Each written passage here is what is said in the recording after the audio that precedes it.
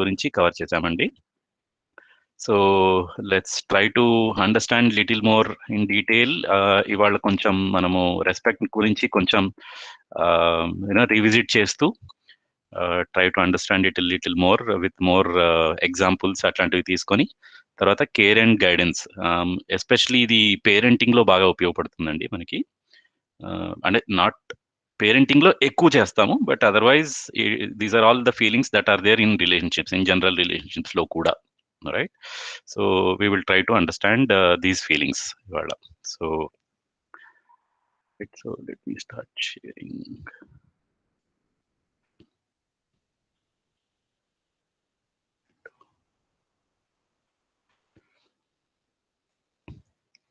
Okay, so so నేను నిన్నటిది కొంచెం రివైజ్ చేస్తాను. Welcome to 5th day again. So అన్నిటికీ మనకి ఏది అర్థం చేసుకోవాలన్నా, అసలు ఏమి మన లైఫ్ లో ఏది చూసుకోవాలన్నా మనకి ఫస్ట్ కావాల్సింది ఏంటి అని అంటే సెల్ఫ్ ఎక్స్ప్లోరేషన్ అండి. నిన్న మొన్న మన పూర్ణిమ గారు, మన హరి గారు బేసిక్ గా చెప్పింది ఏంటి అని అంటే, మనము మన మీద ఎంత సెల్ఫ్ అవేర్ గా ఉంటున్నాము అన్నదే మ్యాటర్ అండి. ఇక్కడ ఫైనల్ గా చూసాలంటే మనల్ని మనం చూసుకోవడం, ఇది మనకి యాక్చువల్గా ఎక్కడ కూడా ఆపర్చునిటీ దొరకట్లేదు. సో ఈ వర్క్ షాప్ మనకు ఒక ఆపర్చునిటీ. ఓకే, మన ఎడ్యుకేషన్ సిస్టమ్ లో కానీ చెప్తున్నారండి, అంటే ఏదో మనకి కొన్ని స్కిల్స్ అనో లేకపోతే అన్ని విధాలుగా చెప్తున్నారు, కానీ మన గురించి మనకి నేర్చుకోవాలి, నా గురించి నేను నేర్చుకోవాలి, నన్ను నేను అర్థం చేసుకోవాలి. అలా అర్థం చేసుకుంటేనే నేను వేరే వాళ్ళని, వేరే వస్తువుల్ని అర్థం చేసుకోవచ్చు అనే ఇది మనకి ఎడ్యుకేషన్ సిస్టమ్ లో కూడా రావట్లేదు అన్ఫార్చునేట్లీ. సో అది ఈ వర్క్ షాప్ అట్లీస్ట్ మనకు అదొక ఆపర్చునిటీగా తీసుకొని let's try to do being how to be self aware, నన్ను నేను చూసుకోవడం ఎలా అన్నది వి విల్ స్టార్ట్. సో ఇది ప్రాసెస్ ఆఫ్ సెల్ఫ్ ఎక్స్ప్లోరేషన్ అండి. ఏదైనా సరే ఇంక్లూడింగ్ దిస్ వర్క్ షాప్, ఈ వర్క్ షాప్ కూడా ఒక ప్రస్తావన లాగా, ఓకే, ఒక ప్రపోజల్ లాగా తీసుకొని verify on your natural acceptance, నా సహజ స్వీకృతి ఆధారంగా వెరిఫై చేసుకుంటూ అది కరెక్ట్ అనిపిస్తే, సహజ స్వీకృతి అంటే కూడా చెప్పామండి, ప్రదేశంతో కానీ మనిషితో కానీ సమయంతో కానీ మారన్నది ఏదైతే ఉందో అది న్యాచురల్ యాక్సెప్టెన్స్ అండి. సో అందరూ హ్యాపీగా ఉండాలనుకుంటున్నారంటే అందరూ హ్యాపీగా ఉండాలని అనుకుంటున్నారు, ఏ ఒక్క సెకండ్ కూడా అన్హ్యాపీ ఎవరికి ఇష్టం ఉండదు. హెల్దీగా ఉండాలనుకుంటున్నారంటే అందరూ హెల్దీగా ఉండాలనుకుంటున్నారు. ఎవరిని అడిగినా, ఈ చిన్నవాళ్ళని పెద్దవాళ్ళని ఏ దేశపోళ్ళని అడిగినా కూడా అదే ఆన్సర్ చెప్తున్నారు, రైట్? ఏ టైంలో అడిగినా కూడా, 10 ఏళ్ల క్రితం 10 ఏళ్ల తర్వాత ఎప్పుడు అడిగినా కూడా అదే ఆన్సర్ చెప్తున్నారు. సో ఇది న్యాచురల్ యాక్సెప్టెన్స్. సో ఈ బేసిస్ మీద మనం వెరిఫై చేసుకున్న తర్వాత ఫస్ట్ స్టెప్ పాస్ అయితే సెకండ్ స్టెప్కి వెళ్తాం. సో ఇది ఆ ప్రపోజల్ ఏదైతే వచ్చిందో, మన థాట్స్ కానీ డిజైర్స్ కానీ మన కోరికలు ఆలోచనలు లేకపోతే ఈ వర్క్ షాప్ అన్ని కూడా దాన్ని మనం మన బిహేవియర్లో ఎదుటి వాళ్ళతో మనం బిహేవ్ చేస్తే, if it is leading to mutual happiness, okay, దాంతో నేను అలా ప్రవర్తించినందుకు నేను హ్యాపీ అవుతాను, ఎదుటి వాళ్ళు హ్యాపీ అయ్యారు అనుకోండి, then it is leading to mutual happiness. అలాగే ఒక పని చేశాను అనుకోండి, ఒక వస్తువుతో కానీ దాన్ని చేసినప్పుడు it is leading to prosperity, అంటే సమృద్ధి, ఉభయ సమృద్ధి కలిగింది అనుకోండి, నేను ప్రాస్పర్గా అవుతాను. నేను ప్రాస్పర్గా అయ్యాను అని అంటే దాని అర్థం ఏంటి, నాకు కావాల్సిన వస్తువులు నా దగ్గర నాకు కావాల్సిన వాటికంటే ఎక్కువ ఉన్నాయనే భావన కలగడం. ఎక్కువ ఉన్నాయనే భావన కలిగితే నేను ఏం చేస్తాను, షేర్ చేస్తాను. సో వేరే వాళ్ళ ప్రాస్పరిటీ, సమృద్ధి కోసం నేను ప్రయత్నం చేస్తాను. So that leads to mutual prosperity. So అలా జరిగింది అని అంటే ఇట్ ఈజ్ రైట్ అండర్స్టాండింగ్. జ్ఞానము అని అంటే అదేనండి, రైట్ అండర్స్టాండింగ్ అంటే అది. సో ఇది మనం ప్రతి నిమిషము ప్రతి చోట ఇది మనం ప్రాక్టీస్ చేయడం చాలా ఇంపార్టెంట్. సో దీనికి మన ఫ్యామిలీ ఈజ్ ఆల్వేస్ రెడీ. ఫ్రీగా ఉందండి మన ఫ్యామిలీ. దానికి మనం ఏమైనా డబ్బులు ఇస్తున్నాం ఆ ఫ్యామిలీలో ఉన్నందుకు, రైట్? సో దానికి ఏమన్నా ఆల్రెడీ మన ఫ్యామిలీతోటే ఉన్నాం. సో పెద్దగా కష్టపడాల్సిన అవసరం కూడా లేదు, రైట్? సో ఇది చేయకపోవడం వల్ల మనకి ఎన్ని ఇష్యూస్ ఉన్నాయి, ఆ ఇష్యూస్ తో అలాగే కంటిన్యూ అవుదామా, లేకపోతే we will try to understand, దాన్ని అర్థం చేసుకుని వాళ్ళతో హ్యాపీగా మ్యూచువల్ హ్యాపీనెస్ తో ఆ ప్రాస్పరిటీ, మ్యూచువల్ ప్రాస్పరిటీతో, ఇది మన గోల్ కూడా, అందరి గోల్ కూడా ఇదే వెరిఫై చేసుకుంటే. సో దీంతో ఉందామా అని అన్నది ఫస్ట్ ప్రపోజల్ అండి. సో నేను ఇది ప్రతిరోజు కూడా ఇది ఎందుకు రిపీట్ చేస్తున్నాను అని అంటే, బేసిక్ గా అందరికీ కావాల్సింది ఇదేనండి. వర్క్ షాప్ మేజర్ గా మనకు అందరికీ ఉండాల్సింది ఇది. సో ఆ తర్వాతే మిగతా వాటిని అర్థం చేసుకుని అవి ప్రపోజల్స్ లా తీసుకొని దీంట్లో పెట్టేసుకుందాం అన్నిటిని, రైట్? సో మనం అదే సంబంధాల గురించి మనము స్టార్ట్ చేసామండి మొన్న day before yesterday. We started with విశ్వాసము. విశ్వాసము అని అంటే ట్రస్ట్ అంటే ఇట్స్ అ ఫౌండేషన్ వాల్యూ, ఆధార మూల్యము.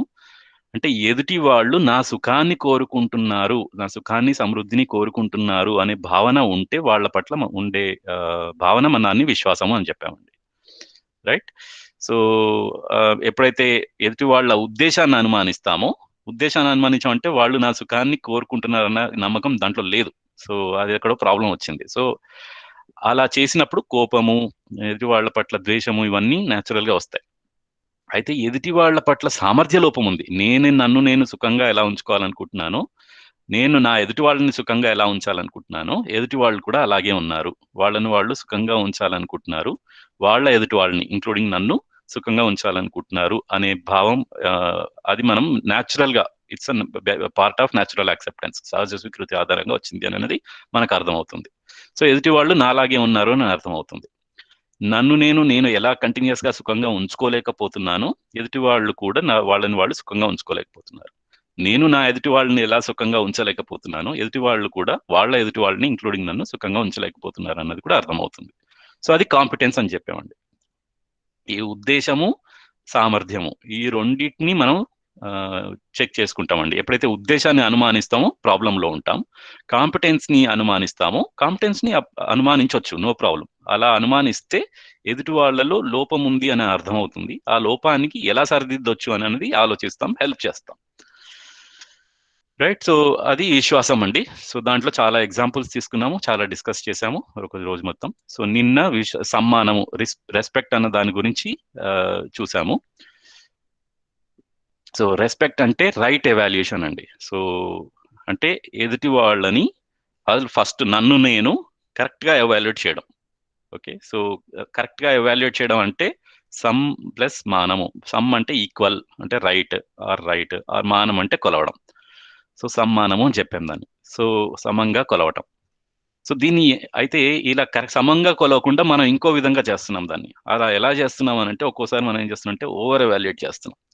ఓకే. నన్ను నేను కానీ ఎదుటి వాళ్ళని కానీ అధిమూల్యము అని అన్నాం. సో అధికంగా కొలవటం అంటే ఏంటంటే ఇప్పుడు ఉన్నదానికంటే ఎక్కువ చెప్పడం.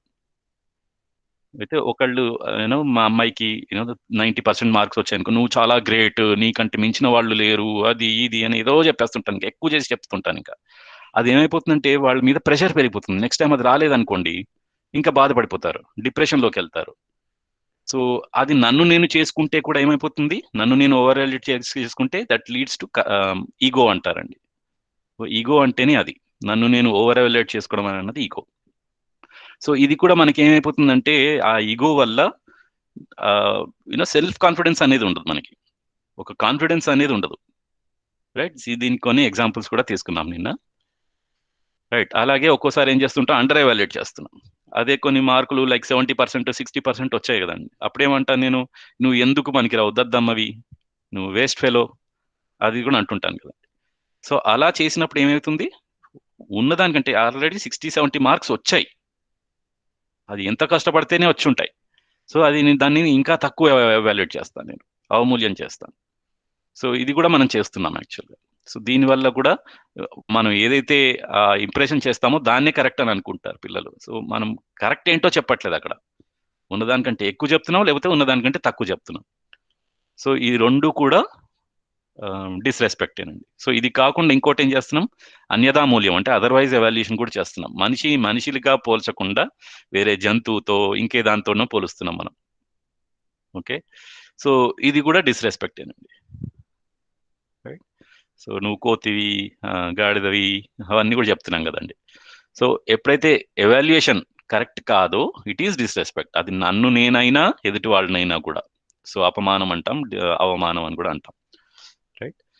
సో అది అయితే మన లైఫ్లో ఏది ఎక్కువగా చేస్తున్నాం, మనది రైట్ ఎవాల్యుయేట్ చేసుకుంటున్నామా, మన ఎదుటి వాళ్ళని కానీ మనల్ని మనం కానీ రైట్గా ఎవాల్యుయేట్ చేసుకుంటున్నామా, లేకపోతే ఈ ఓవర్ ఎవాల్యుయేట్ కానీ, అండర్ ఎవాల్యుయేట్ కానీ, అదర్వైజ్ ఎవాల్యుయేట్ కానీ చేసుకుంటున్నామా. ఓకే. ఇది ఎప్పటికప్పుడు చెక్ చేసుకోవడం ఇంపార్టెంట్ అండి. అయితే మరి రైట్ ఎవాల్యుయేషన్ అదే ఇవి వేరే విధంగా అయితే ఎవాల్యుయేట్ చేస్తున్నాం, కానీ రైట్ ఏంటి, కరెక్ట్ ఏంటి అని అన్నది వెరిఫై చేసుకుంటే ఇది చూసామండి యాక్చువల్‌గా. సో, అందరిది పర్పస్ లక్ష్యం ఒకటే. ఓకే. నన్ను నేను సుఖంగా ఎలా ఉంచాలనుకుంటున్నానో, ఎదుటి వాళ్ళు కూడా వాళ్ళని వాళ్ళు సుఖంగా ఉంచాలనుకుంటున్నారు అనన్నది నేచురల్ యాక్సెప్టెన్స్ నుంచి వచ్చింది. సో, పర్పస్ అందరికీ సేమ్. అందరి హ్యూమన్ బీయింగ్స్‌కి ఆ పర్పస్ సేమ్. ప్రోగ్రామ్ ఏంటి? సో, ఈ 4 అచీవ్ చేయడానికి నేను 4 లెవెల్స్‌లో అంటే ఈ హ్యాపీనెస్ కంటిన్యూయస్ హ్యాపీనెస్ రావడానికి 4 లెవెల్స్‌లో నేను అర్థం చేసుకొని వాటిలో జీవించాలనుకుంటున్నాను అని అన్నది నా ప్రోగ్రామ్. సో, అది ఆ ప్రోగ్రామ్ అందరికీ. అందరూ అలాగే ఉండగలుగుతారు. అలాగే ఉండాలనుకుంటున్నారు. నన్ను నేను అర్థం చేసుకుంటూ, నా ఫ్యామిలీలో సంబంధాలను అర్థం చేసుకుంటూ, సొసైటీలో నా రోల్ ఏంటి, నేచర్‌లో నా ఎగ్జిస్టెన్స్‌లో నా కోఎగ్జిస్టెన్స్ రెస్పాన్సిబిలిటీ ఏంటి అని అన్నది అర్థం చేసుకోవడం అందరి ప్రోగ్రామ్ కూడా. అలా అర్థం చేసుకుంటేనే ఆ లెవెల్స్‌లో హ్యాపీగా ఉండగలుగుతాం. సో, అది అందరి ప్రోగ్రామ్ సేమ్ అని అన్నది అర్థమవుతుంది. అలాగే క్షమత, పొటెన్షియల్ కూడా అందరికీ ఈ ఆహ్, ఎన్విరాన్మెంట్ కోరికలు, ఆలోచనలు, ఆస్వాదనలు ఉన్నాయి అందరికీ. వాటితోటి అందరికీ ఈ కేపబిలిటీ ఉంటుంది. ఈ 4 లెవెల్‌లో అర్థం చేసుకొని ఉండగలిగే కెపాసిటీ ఉంటుంది. అది క్షమత. రైట్? సో, ఇది ఉంటే అందరికీ అది రీచ్ అవ్వగలరు. కాకపోతే ఏంటి డిఫరెన్స్? అయితే ఈ మూడిటిని బట్టి మనకు అర్థమయ్యేది ఏంటి అనంటే, ఎదుటి వాళ్ళు నాలాంటి వాళ్ళే అని అర్థమవుతుందండి. రైట్? ఎదుటి వాళ్ళు బేసిక్‌గా ఏంటనంటే, రెస్పెక్ట్ అంటే ఏంటంటే, మనిషిని మనిషిలాగా చూడడం అండి. నేను ఒక మనిషిని, ఎదుటి వాళ్ళు కూడా మనిషే. వాళ్ళ పర్పస్, లక్ష్యము, కార్యక్రమము, క్షమత అందరిది నాలాగే ఉంది అని అన్నది ఎప్పుడైతే అర్థమవుతుందో, ఎదుటి వాళ్ళు కూడా మనిషే, నాలాగే ఒక మనిషే అని అన్నది అర్థమవుతుంది. సో, ఇది అర్థమైనప్పుడు అందుకేనండి మనం నేచురల్ యాక్సెప్టెన్స్‌లో జనరల్‌గా అడిగాననుకోండి, అందరూ ఏం ఆన్సర్ చెప్తారండి? అందరికీ రెస్పెక్ట్ ఇవ్వాలా? కొంతమందికే రెస్పెక్ట్ ఇవ్వాలా? అంటే ఏం ఆన్సర్ ఇస్తారు?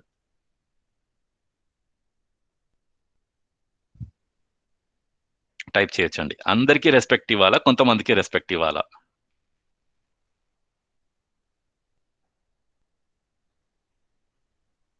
All right. అందరికీ ఇవ్వాలని చెప్తున్నా. సో, దీన్ని బట్టి ఏంటంటే మనకి నేచురల్‌గా అయితే అందరికీ రెస్పెక్ట్ ఇవ్వాలని ఉంది.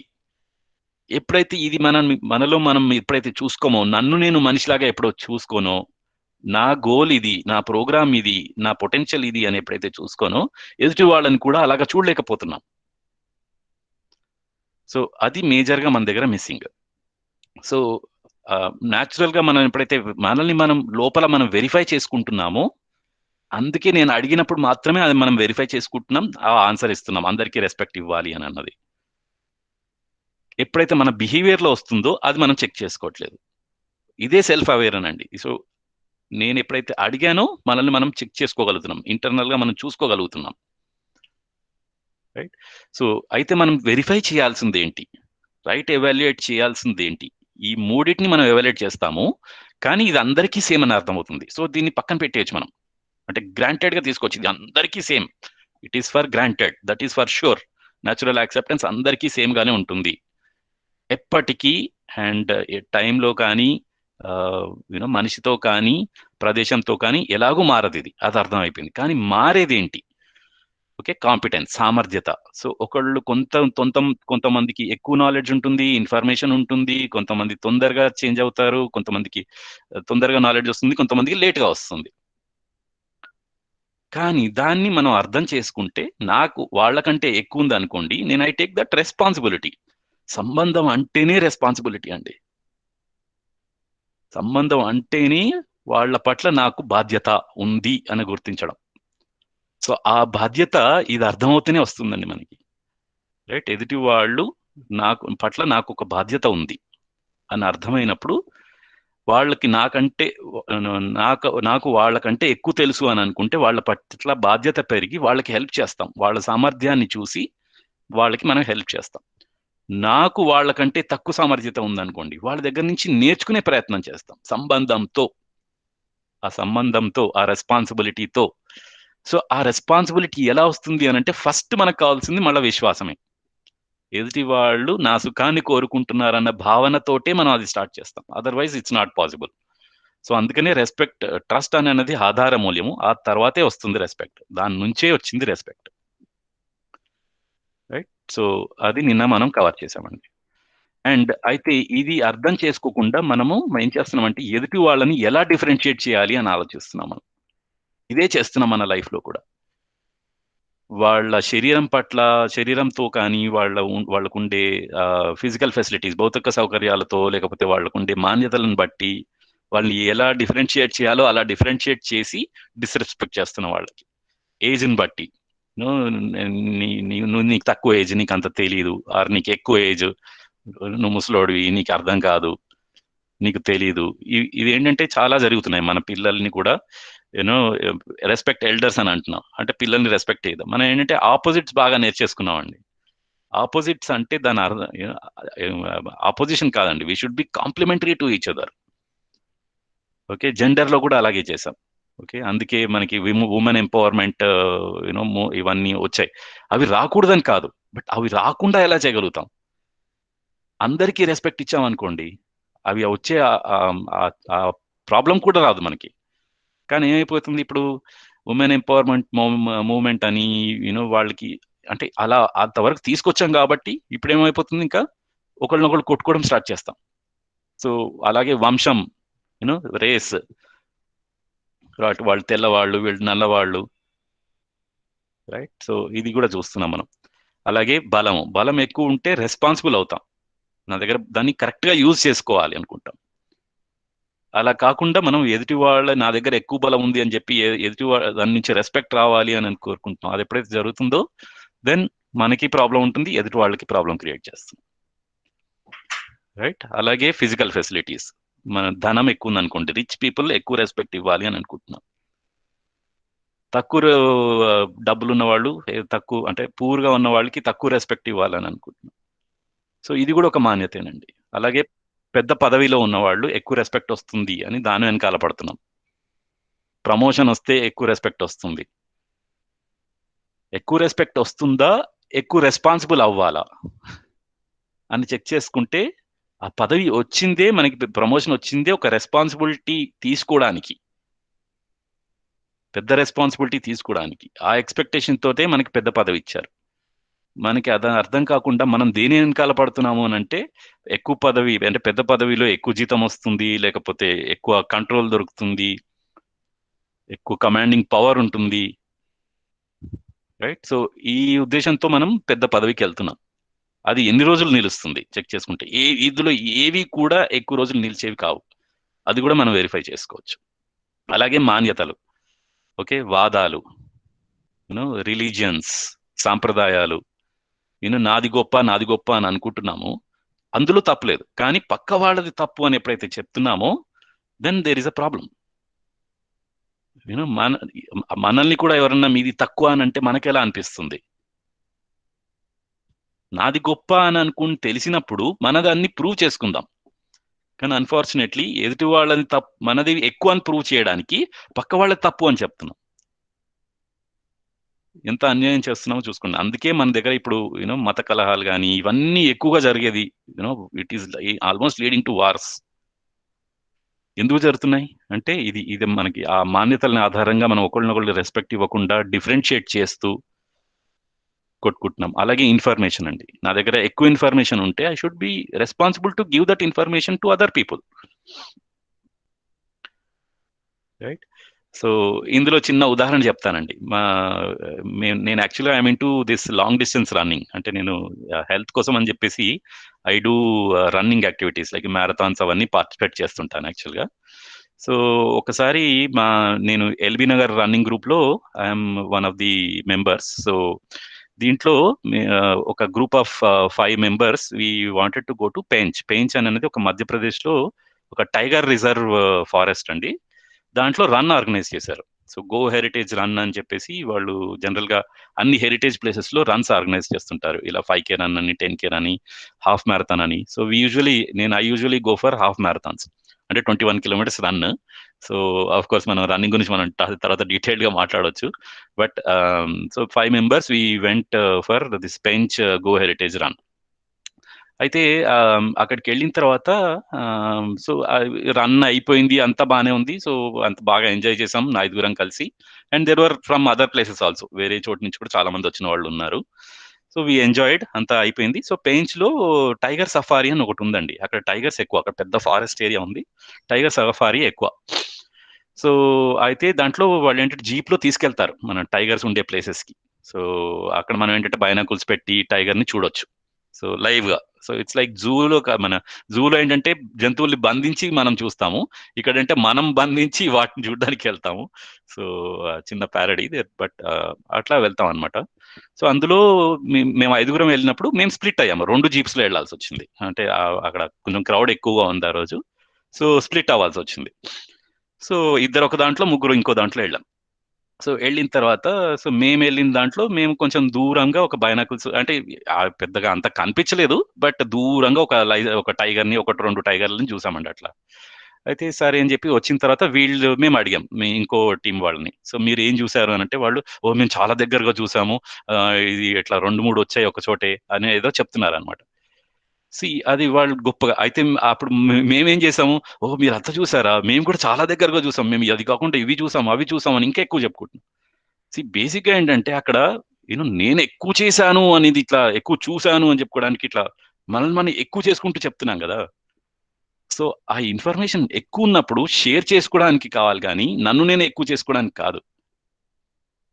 సో జనరల్ గా అది ఏమైపోతుందంటే, నా దగ్గర ఎక్కువ ఇన్ఫర్మేషన్ ఉన్నప్పుడు ఆ ఈగో అనేది వచ్చేసి, నేనే ఎక్కువ చూశాను, నేనే ఎక్కువ చేశాను, నాకే ఎక్కువ తెలుసు అనేది ఎప్పుడైతే అర్థమవుతుందో, అది ఎదుటి వాళ్ళకి హెల్ప్ చేయడం కాకుండా సంబంధాలని కోల్పోవడానికి ఎక్కువ అయిపోతుందండి అది.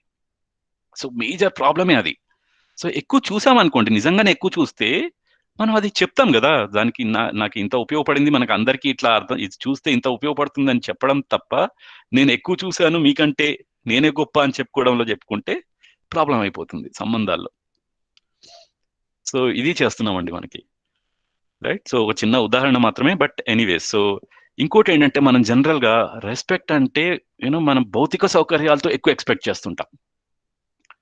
ఓకే, సో మనం ఎక్కడన్నా ఫంక్షన్కి వెళ్ళినప్పుడు, లేకపోతే ఎక్కడికన్నా బయటికి వెళ్ళినప్పుడు, మంచి బట్టలు, మంచి నగలు వేసుకోవడము, ఫ్లాషీగా కనపడాలి, మంచి మేకప్ వేసుకుంటాము, మంచి షూస్ వేసుకుంటాము, లేకపోతే మంచి, అలా ఉంటేనే మనకి మనకి మంచి రెస్పెక్ట్ వస్తుంది, మంచి కార్లో వెళ్ళాలి, రైట్. ఇవన్నీ మనం ఎందుకు చేస్తున్నామండి, రైట్. మనం బేసిక్ గా మనం ఎక్స్పెక్టేషన్ ఏంటి అంటే, మంచి రెస్పెక్ట్ వస్తుంది బయటికి వెళ్తే, మంచి బట్టలు వేసుకుంటే, రైట్. రెస్పెక్ట్ వస్తుందా? మనం ఎదుటి వాళ్ళ నుంచి ఏం ఎక్స్పెక్ట్ చేస్తున్నాం? వాళ్ళు మంచి బట్టలు వేసుకుంటే, మంచి కార్లో, పెద్ద కార్లో వస్తే వాళ్ళకి రెస్పెక్ట్ ఇస్తున్నామా, వాళ్ళ బిహేవియర్ ని చూసి, వాళ్ళు ఎలాంటి వాళ్ళని అన్ని చూసి రెస్పెక్ట్ ఇస్తున్నామా? ఓకే, మన దగ్గరకు వచ్చేసరికి అలా కాదు. మనం మాత్రం మంచి రెస్పెక్ట్ ఎక్స్పెక్ట్ చేస్తున్నాం మంచి బట్టలు వేసుకుంటే. అవుతుందండి, వర్క్ అవుతుందా? అలా అని చెప్పి నేను మంచి బట్టలు వేసుకోవద్దు, మంచి కార్లో వెళ్ళొద్దు అని కాదు, ఉంటే వాడుకుందాం, నో ప్రాబ్లం. కానీ వాటి నుంచి రెస్పెక్ట్ వస్తుంది అని అనుకుంటే మనం భ్రమలో ఉన్నట్టేనండి. ఎంత పెద్ద భ్రమలో ఉంటామంటే, అది that is leading to, that is called attention. మనం వాళ్ళ నుంచి వచ్చేది రెస్పెక్ట్ కాదండి, ఒక అటెన్షన్ వస్తుంది. అది ఎక్కువసేపు నిలవదు. వచ్చినా కూడా ఓకే, వీళ్ళకి మంచి మంచి కార్లో వచ్చారు అని ఒక ఒక టైంలో అనిపించవచ్చు వాళ్ళకి. కానీ వాళ్ళు మనం ఎలా అయితే ఎదుటి వాళ్ళలో మనం చూసేది ఏంటి, వాళ్ళ బిహేవియర్, వాళ్ళు ఎలాంటి వాళ్ళు, ఎంత మంచిగా మాట్లాడుతున్నారు అనేది చూస్తున్నాం. వాళ్ళు కూడా అలాగే ఉంటారు, అంతే కదండి, రైట్. సో అన్ఫార్చునేట్లీ అది అర్థం కాకపోతే, యూనో నేను కూడా అంతేనండి. రన్నింగ్ లో మంచి షూస్ కొంటాను ఒకటి, నేను రన్నింగ్ చేస్తుంటాను, మా ఎల్బీ నగర్ గ్రూప్ లో మంచి షూస్ కొంటాను. షూస్ కొన్న తర్వాత నేను వెళ్తాను, నేను ఒక 3000 పెట్టి షూస్ కొని వెళ్తాను, రన్నింగ్కి వెళ్తాను. ఎవరు నోటీస్ చేయట్లా నేను షూస్ చేసుకున్నాను, ఎందుకంటే నేను అటెన్షన్ ఎక్స్పెక్ట్ చేస్తున్నాను కదా, అది రెస్పెక్ట్ ఎక్స్పెక్ట్ చేస్తున్నాను కదా వాళ్ళ దగ్గర నుంచి. ఎవరు నోటీస్ చేయట్లా, కొంచెం ఇన్కంఫర్టబుల్ ఉంటుంది. ఆ తర్వాత ఫైనల్ గా రన్నింగ్ అయిపోయిన తర్వాత మేము యూజువల్గా స్ట్రెచింగ్ అవి చేస్తుంటాం, సో ఎక్సర్సైజ్ కొంచెం మజిల్స్ రిలాక్స్ అవ్వడానికి. అలా చేస్తున్నప్పుడు ఒకళ్ళు నోటీస్ చేశారు, హే కొత్త షూస్ అని అన్నారు. అమ్మాయి ఎంత రిలీఫ్ గా ఉంటది, అమ్మాయి అట్లీస్ట్ ఒకటి గుర్తుపట్టాడు అని చూస్తుంటాను. చూసిన తర్వాత, "ఆ, అవును నిన్ననే కొన్నాను, 3000 కొన్నాను ఇక్కడ రిలయన్స్ ఫుట్ ప్రింట్ లో" అని అంటే, అదేంటి ఇక్కడ ఈ షోరూమ్ లో ఇది 2000కే నాకు దొరికింది, నేను చూశాను అని అన్నారు అనుకోండి, అప్పుడు ఎలా ఉంటుంది మనకి? మొత్తం అంతా తుస్సు అని వెళ్ళిపోతుంది. మనం ఎక్స్పెక్ట్ చేయాల్సిన అటెన్షన్ కానీ, ఎక్స్పెక్ట్ చేసిన రెస్పెక్ట్ కానీ, ఎప్పుడైతే రెస్పెక్ట్ అవతల నుంచి ఎక్స్పెక్ట్ చేస్తున్నామో, మన బయట నుంచి ఎక్స్పెక్ట్ చేస్తున్నామో, then we are in problem. Respect అనేది ఫీలింగ్ అండి, అది మనలో ఉండాలి, మనం క్రియేట్ చేసుకోవాల్సింది. అంతేకాని బయట నుంచి ఎప్పుడైతే ఎక్స్పెక్ట్ చేస్తామో then we are in problem. So ఇది మన ఇంట్లో చాలా చేస్తున్నామండి. మన మన స్పౌస్ తో కానీ, రైట్, నీకేం తెలుసు, ఓకే, నీకు అర్థం కాదు, రైట్, ఇలాంటివన్నీ చేస్తున్నాం. ఎప్పుడు మర్చిపోతావు, రైట్. సో ఇలాంటివన్నీ మనం చేస్తున్నాం కదండి. So these are all problems అండి. సో మనం we are trying to differentiate on the basis of self. Okay, ఎప్పుడైతే డిఫరెన్షియేట్ చేస్తామో then it is leading to disrespect. Okay, దాంట్లో కండిషనింగ్ ఉంది, కంపారిజన్ ఉంది, కాంపిటీషన్ ఉంది. అది పరతంత్రం. కాంపిటీషన్ కానీ, కంపారిజన్ కానీ, డిఫరెన్షియేట్ కానీ ఎప్పుడైతే చేస్తున్నామో వేరే వాటితో చూస్తున్నాం మనం, అది మనతో మనం ఏమి చేయట్లేదు అక్కడ. ఓకే, సో ఇది మనం న్యాచురల్ యాక్సెప్టెన్స్ తో చేసామనుకోండి, మనల్ని మనం చూసుకుంటూ, మనల్ని అర్థం చేసుకుంటూ, అంతా మనలోనే ఉంది అని అనుకుంటూ, ఎదుటి వాళ్ళు నా లాంటి వాళ్లే అని ఎప్పుడైతే అర్థమవుతుందో then other is similar to me. ఇక్కడ ఫోకస్ అంతా మీ అనిపోతుందండి, నాదైపోతుంది. అది స్వతంత్రం, అంతా నా చేతిలో ఉంది. అప్పుడు మనకి ఏమర్థం అవుతుందంటే మనం అందరం కూడా కాంప్లిమెంటరీ టు ఈచ్ అదర్, ఒకళ్ళకొకళ్ళు పూరకంగా ఉండాలి అని అనిపిస్తుంది అప్పుడు, రైట్. అందుకే మనకి అందరికీ రెస్పెక్ట్ ఇవ్వాలి అని అన్నది భావన అక్కడే క్రియేట్ అయింది మనకి. సో ఇది మనం నిన్న డిస్కస్ చేసిందండి, రైట్. సో అలాగే మనల్ని మనం ఓవర్ ఎవాల్యుయేట్ ఎప్పుడైతే చేస్తామో that is leading to ego. నాకు అంతా తెలుసు, నా అంతటి వాళ్ళు లేరు.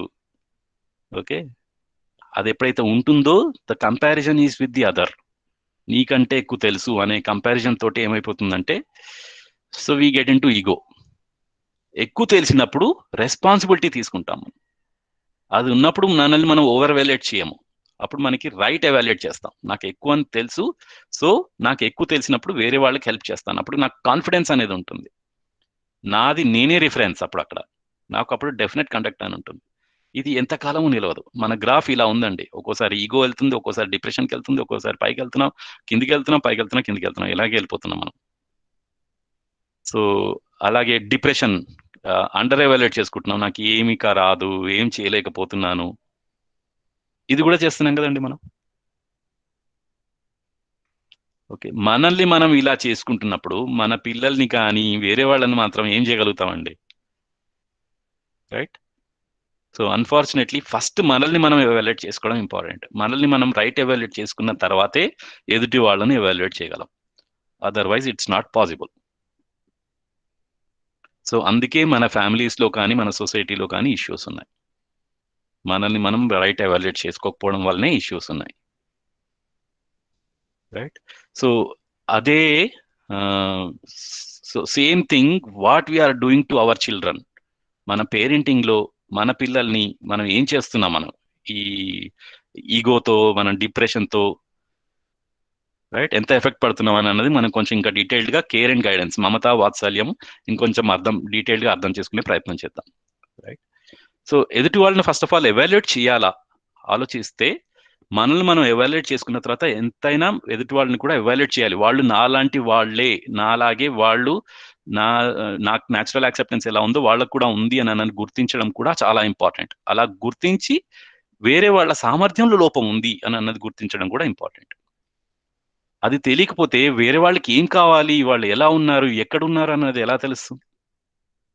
వాళ్ళతో ఇంటరాక్ట్ అవ్వాలి, కమ్యూనికేట్ అవ్వాలి అని అంటే అర్థమైనప్పుడు, వాళ్ళ నుంచి తెలుసుకోవాలి అని అర్థమైనప్పుడు ఖచ్చితంగా వాళ్ళని ఎవాల్యుయేట్ చేయాలి, వాళ్ళ కాంపిటెన్స్ని ఎవాల్యుయేట్ చేయాలి. ఫస్ట్ నా కాంపిటెన్స్, నాకెంత తెలుసు అన్నది తెలుసుకోవాలి, వాళ్ళకి ఎంత తెలుసు అన్నది కూడా తెలుసుకోవాలి. అలా తెలుసుకోగలిగినప్పుడే వాళ్ళకి హెల్ప్ చేయడమో లేకపోతే వాళ్ళ నుంచి నేను హెల్ప్ తీసుకోవడమో అన్నది మనకు అర్థమవుతుంది, రైట్. సో అదర్వైజ్ మనకి ఏమైపోతుంది, ఎదుటి వాళ్ళు ఎలా ఉన్నారు, ఎక్కడున్నారు అన్నది ఎలా తెలుస్తుంది మనకి, right. So first is to evaluate our selves and be able to evaluate the other person's competence. నన్ను నేను ఎవాల్యుయేట్ చేసుకున్న తర్వాతనే వేరే వాళ్ళని ఎవాల్యుయేట్ చేయగలుగుతాను. సో ఇది ఇంపార్టెంట్ అండి, రైట్? సో అదే what do we evaluate? So బేసిక్గా అందరి న్యాచురల్ యాక్సెప్టెన్స్ సేమ్ ఉంది అని తెలుసు కాబట్టి, సో దాన్ని పక్కన పెడితే అది ఎలాగూ సేమ్. సో సామర్థ్యాన్ని ఎవాల్యుయేట్ చేయాలి. సో ఫస్ట్ నాది ఎవాల్యుయేట్ చేస్తూ ఎదుటి వాళ్ళని ఎవాల్యుయేట్ చేస్తే అది అప్పుడు మనం ఏం చేయాలో మనకి ప్రోగ్రామ్ కరెక్ట్గా తెలుస్తుంది. ఎదుటి వాళ్ళతో మన ప్రోగ్రామ్ ఏంటి అన్నది కరెక్ట్గా తెలుస్తుంది. అన్ఫార్చునేట్లీ అది చెక్ చేయకుండా ఎదుటి వాళ్ళ బిహేవియర్ని చూస్తున్నాము, వాళ్ళ యాటిట్యూడ్ క్యారెక్టర్ని కామెంట్ చేస్తున్నాము. అది డిస్రెస్పెక్ట్ అయిపోతుంది ఇక్కడ మనకి, రైట్? సో అయితే నిన్న స్నేహము అనే భావాన్ని కూడా మనం చూసామండి. ఓకే, ఈ స్నేహము అనేది ఏంటి అని అంటే ఎదుటి వాళ్ళు నాకు సంబంధీకులు, ఎదుటి వాళ్ళు నా సంబంధీకులు అని అన్నది ఎప్పుడైతే నాకు ఆ భావన ఉంటుందో, ఆర్ ఎదుటి వాళ్ళు నాలాంటి వాళ్ళే అని అన్కండిషనల్ గా, ఏ కండిషన్ లేకుండా వాళ్ళని ఎప్పుడైతే యాక్సెప్ట్ చేస్తామో వాళ్ళ పట్ల ఉండే భావన స్నేహం అండి. Okay, the feeling of being related to the other, acceptance of the other unconditionally as my relative, other is like me అని అనేది ఎప్పుడైతే ఉంటుందో that is called affection. Okay, so general గా మనకి ఇంట్లో అంటే భార్యాభర్తల మధ్యలో ఎక్కువగా కనిపించే ఫీలింగ్ ఇదేనండి. మన ఇంట్లో భార్యాభర్తలకి మధ్యలో ఉండాల్సిన ఫీలింగ్ ఇది ఒకటి. ఇది ఎప్పుడైతే లోపిస్తుందో, ఇంకోటి ఏంటంటే రెస్పెక్ట్, ట్రస్ట్, ఈ రెండు భావాలు మన ఎప్పుడైతే ఉంటుందో అఫెక్షన్ అన్నది న్యాచురల్ అవుట్కమ్. ఒకళ్ళనొకళ్ళని అర్థం చేసుకోవడానికి ఒకళ్ళ పట్ల ఒకటి విశ్వాసము, ఒకళ్ళని పక్కన రెస్పెక్ట్ ఇచ్చుకోవడము అని అన్నది ఖచ్చితంగా ఉండాలి. అది లేకపోతే ద్వేషము, ఫీలింగ్ ఆఫ్ ఆపోజిషన్ అని అన్నది it's a natural outcome. So స్నేహం అని అన్నది మిస్ అయ్యేది అక్కడే. ఇది లేకుండా మనము ఎంత చిన్న చిన్న వాటిల్లో ఎంత గొడవలు పడుతున్నామో మనం చెక్ చేసుకుంటే, బయట చూస్తుంటే ఎన్ని డివోర్స్లు అవుతున్నాయండి, రైట్? సో మా ఫ్రెండ్స్ ఉన్నారండి కొంతమంది. ఓకే, సో బెంగళూరులో కొంతమంది ఫ్రెండ్స్ ఉన్నారు. వాళ్ళు చెప్తుంటారండి, యాక్చువల్గా కొంతమంది లాయర్స్ వాళ్ళు అక్కడ, యాక్చువల్గా వాళ్ళు చెప్తున్నారు బేసిక్గా అందరూ wife and husband both are working, right? డబ్బులకి ఏం ప్రాబ్లం లేదు, కానీ పిల్లలు ఇంట్లో పిల్లల్ని సరిగ్గా చూసుకోలేక, పిల్లలతో టైం స్పెండ్ చేయలేక, ఒకళ్ళతో ఒకళ్ళు టైం స్పెండ్ చేసుకోలేక, ఒకళ్ళతో ఒకళ్ళు అర్థం చేసుకోలేక, చిన్న చిన్న విషయాలకి గొడవ పడి ఎంత డిప్రెషన్లో గురయ్యి విడాకుల వరకు వెళ్ళిపోయి ఎన్ని కేసులు కనపడుతున్నాయంటే, ఏది చూసినా కూడా ప్రతి ఒక్కటి చిన్న విషయం ఉంటుందండి, చాలా చిన్న విషయాలు ఉంటాయి. అది డివోర్స్ వరకు వెళ్ళిపోయి పెద్దగా అయిపోతుంది. ఏంటంటే ప్రాబ్లం ఏంటంటే ఏదైనా ఒక ఇష్యూ అయిపోయిన తర్వాత, ఇష్యూస్ వస్తాయండి, అందరికీ వస్తాయి, కానీ దాన్ని ఎలా రిజాల్వ్ చేసుకుంటున్నాం? పక్కన కూర్చొని మనం ఏదైనా ప్రాబ్లం వచ్చినప్పుడు దీనికి నేనేం చేయగలను, మనం కలిసి ఏం చేయగలము అని ఎంత టైం స్పెండ్ చేసుకుంటున్నాం మనం? ఒకళ్ళనొకళ్ళు ఆర్గ్యుమెంట్ చేసుకుంటూ, కామెంట్ చేసుకుంటూ, నీకేం అర్థం కావట్లేదు, నువ్వు అర్థం చేసుకోవట్లేదు, విశ్వాసాన్ని కోల్పోయి డిస్రెస్పెక్ట్ చేస్తూ. ప్రాబ్లం ఏంటంటే మనం ఏదైతే ఒక మాట అన్నాం అనుకో, ఆ ప్రాబ్లాన్ని మనం స్టోర్ చేసుకుంటున్నాం. మనం ఒక టేప్ రికార్డర్ లాగా రికార్డ్ చేసుకొని, ఓకే, దాన్ని ఎప్పటికప్పుడు నువ్వు అప్పుడు ఇదన్నావు, ఇలా చేసావు, అలా చేసావు, మా వాళ్ళు వచ్చినప్పుడు వాళ్ళని ఇలా అన్నావు. ఓకే, సో ఇట్లా మనం మిషన్ గన్ లాగా బుల్లెట్ అన్నింటి కలెక్ట్ చేసుకుని ఒక్కసారి మనం ఒకటి ఫైర్ చేసుకుంటున్నాం, ఆబ్వియస్లీ గొడవలు అవుతాయి, రైట్? సో ఆ రెస్పాన్సిబిలిటీ తీసుకుంటున్నాము మనం ఎదుటి వాళ్ళ పట్ల, ఆ కమిట్మెంట్ ఉంటుందా మనకి? ఎదుటి వాళ్ళలో ఏదో లోపం ఉంది. సో కోపం వస్తుంది అంటే దాని ప్రాబ్లం ఏంటంటే, ఎప్పుడు కోపం వస్తుందండి మనకి? ఎదుటి వాళ్ళ మీద మనకి కోపం ఎందుకు వస్తుంది? పిల్లల మీద మనకి కోపం ఎందుకు వస్తుంది? చెక్ చేసుకుంటే మనకి ఆన్సర్ తెలిసినప్పుడా, ఆన్సర్ తెలియనప్పుడా?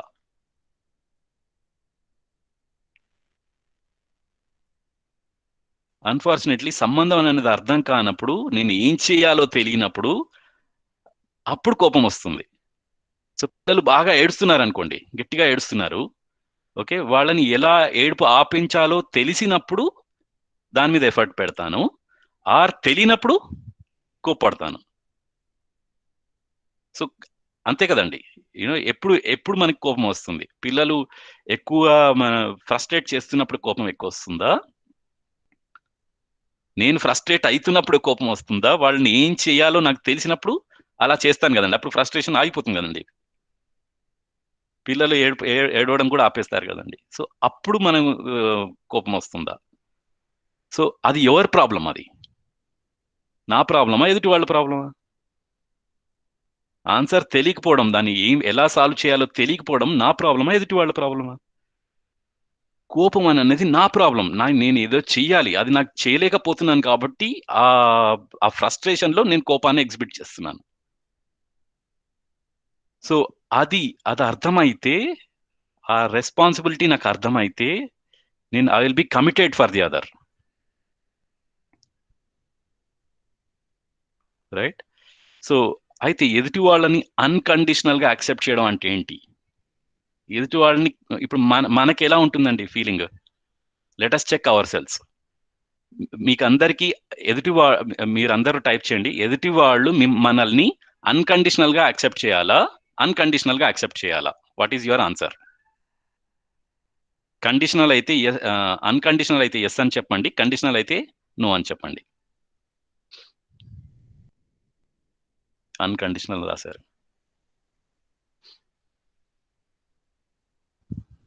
రైట్.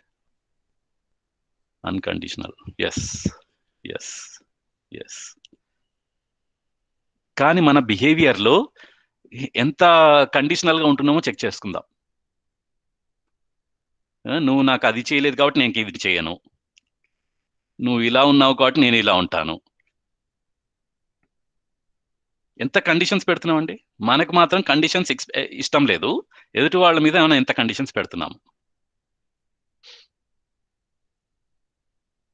రైట్. ఇది జరుగుతుంది కదండి. నువ్వు అప్పుడు అలా అన్నావు, నువ్వు ఇలా చేసావు. రైట్. సో అలా అన్నారు కరెక్టే, కానీ మరి దానికి ఏం చేద్దాం? మ్యారేజ్ అయిందండి, మ్యారేజ్ అయింది. సో ఎదుటి వాళ్ళని పెళ్లి చేసుకుంది ఎవరు? వాళ్ళ బ్యాక్గ్రౌండ్ చూసే కదా మనం పెళ్లి చేసుకుంది. రైట్. వాళ్ళు ఎలాంటి వాళ్ళు మనకు తెలిసే కదా పెళ్లి చేసుకుంది.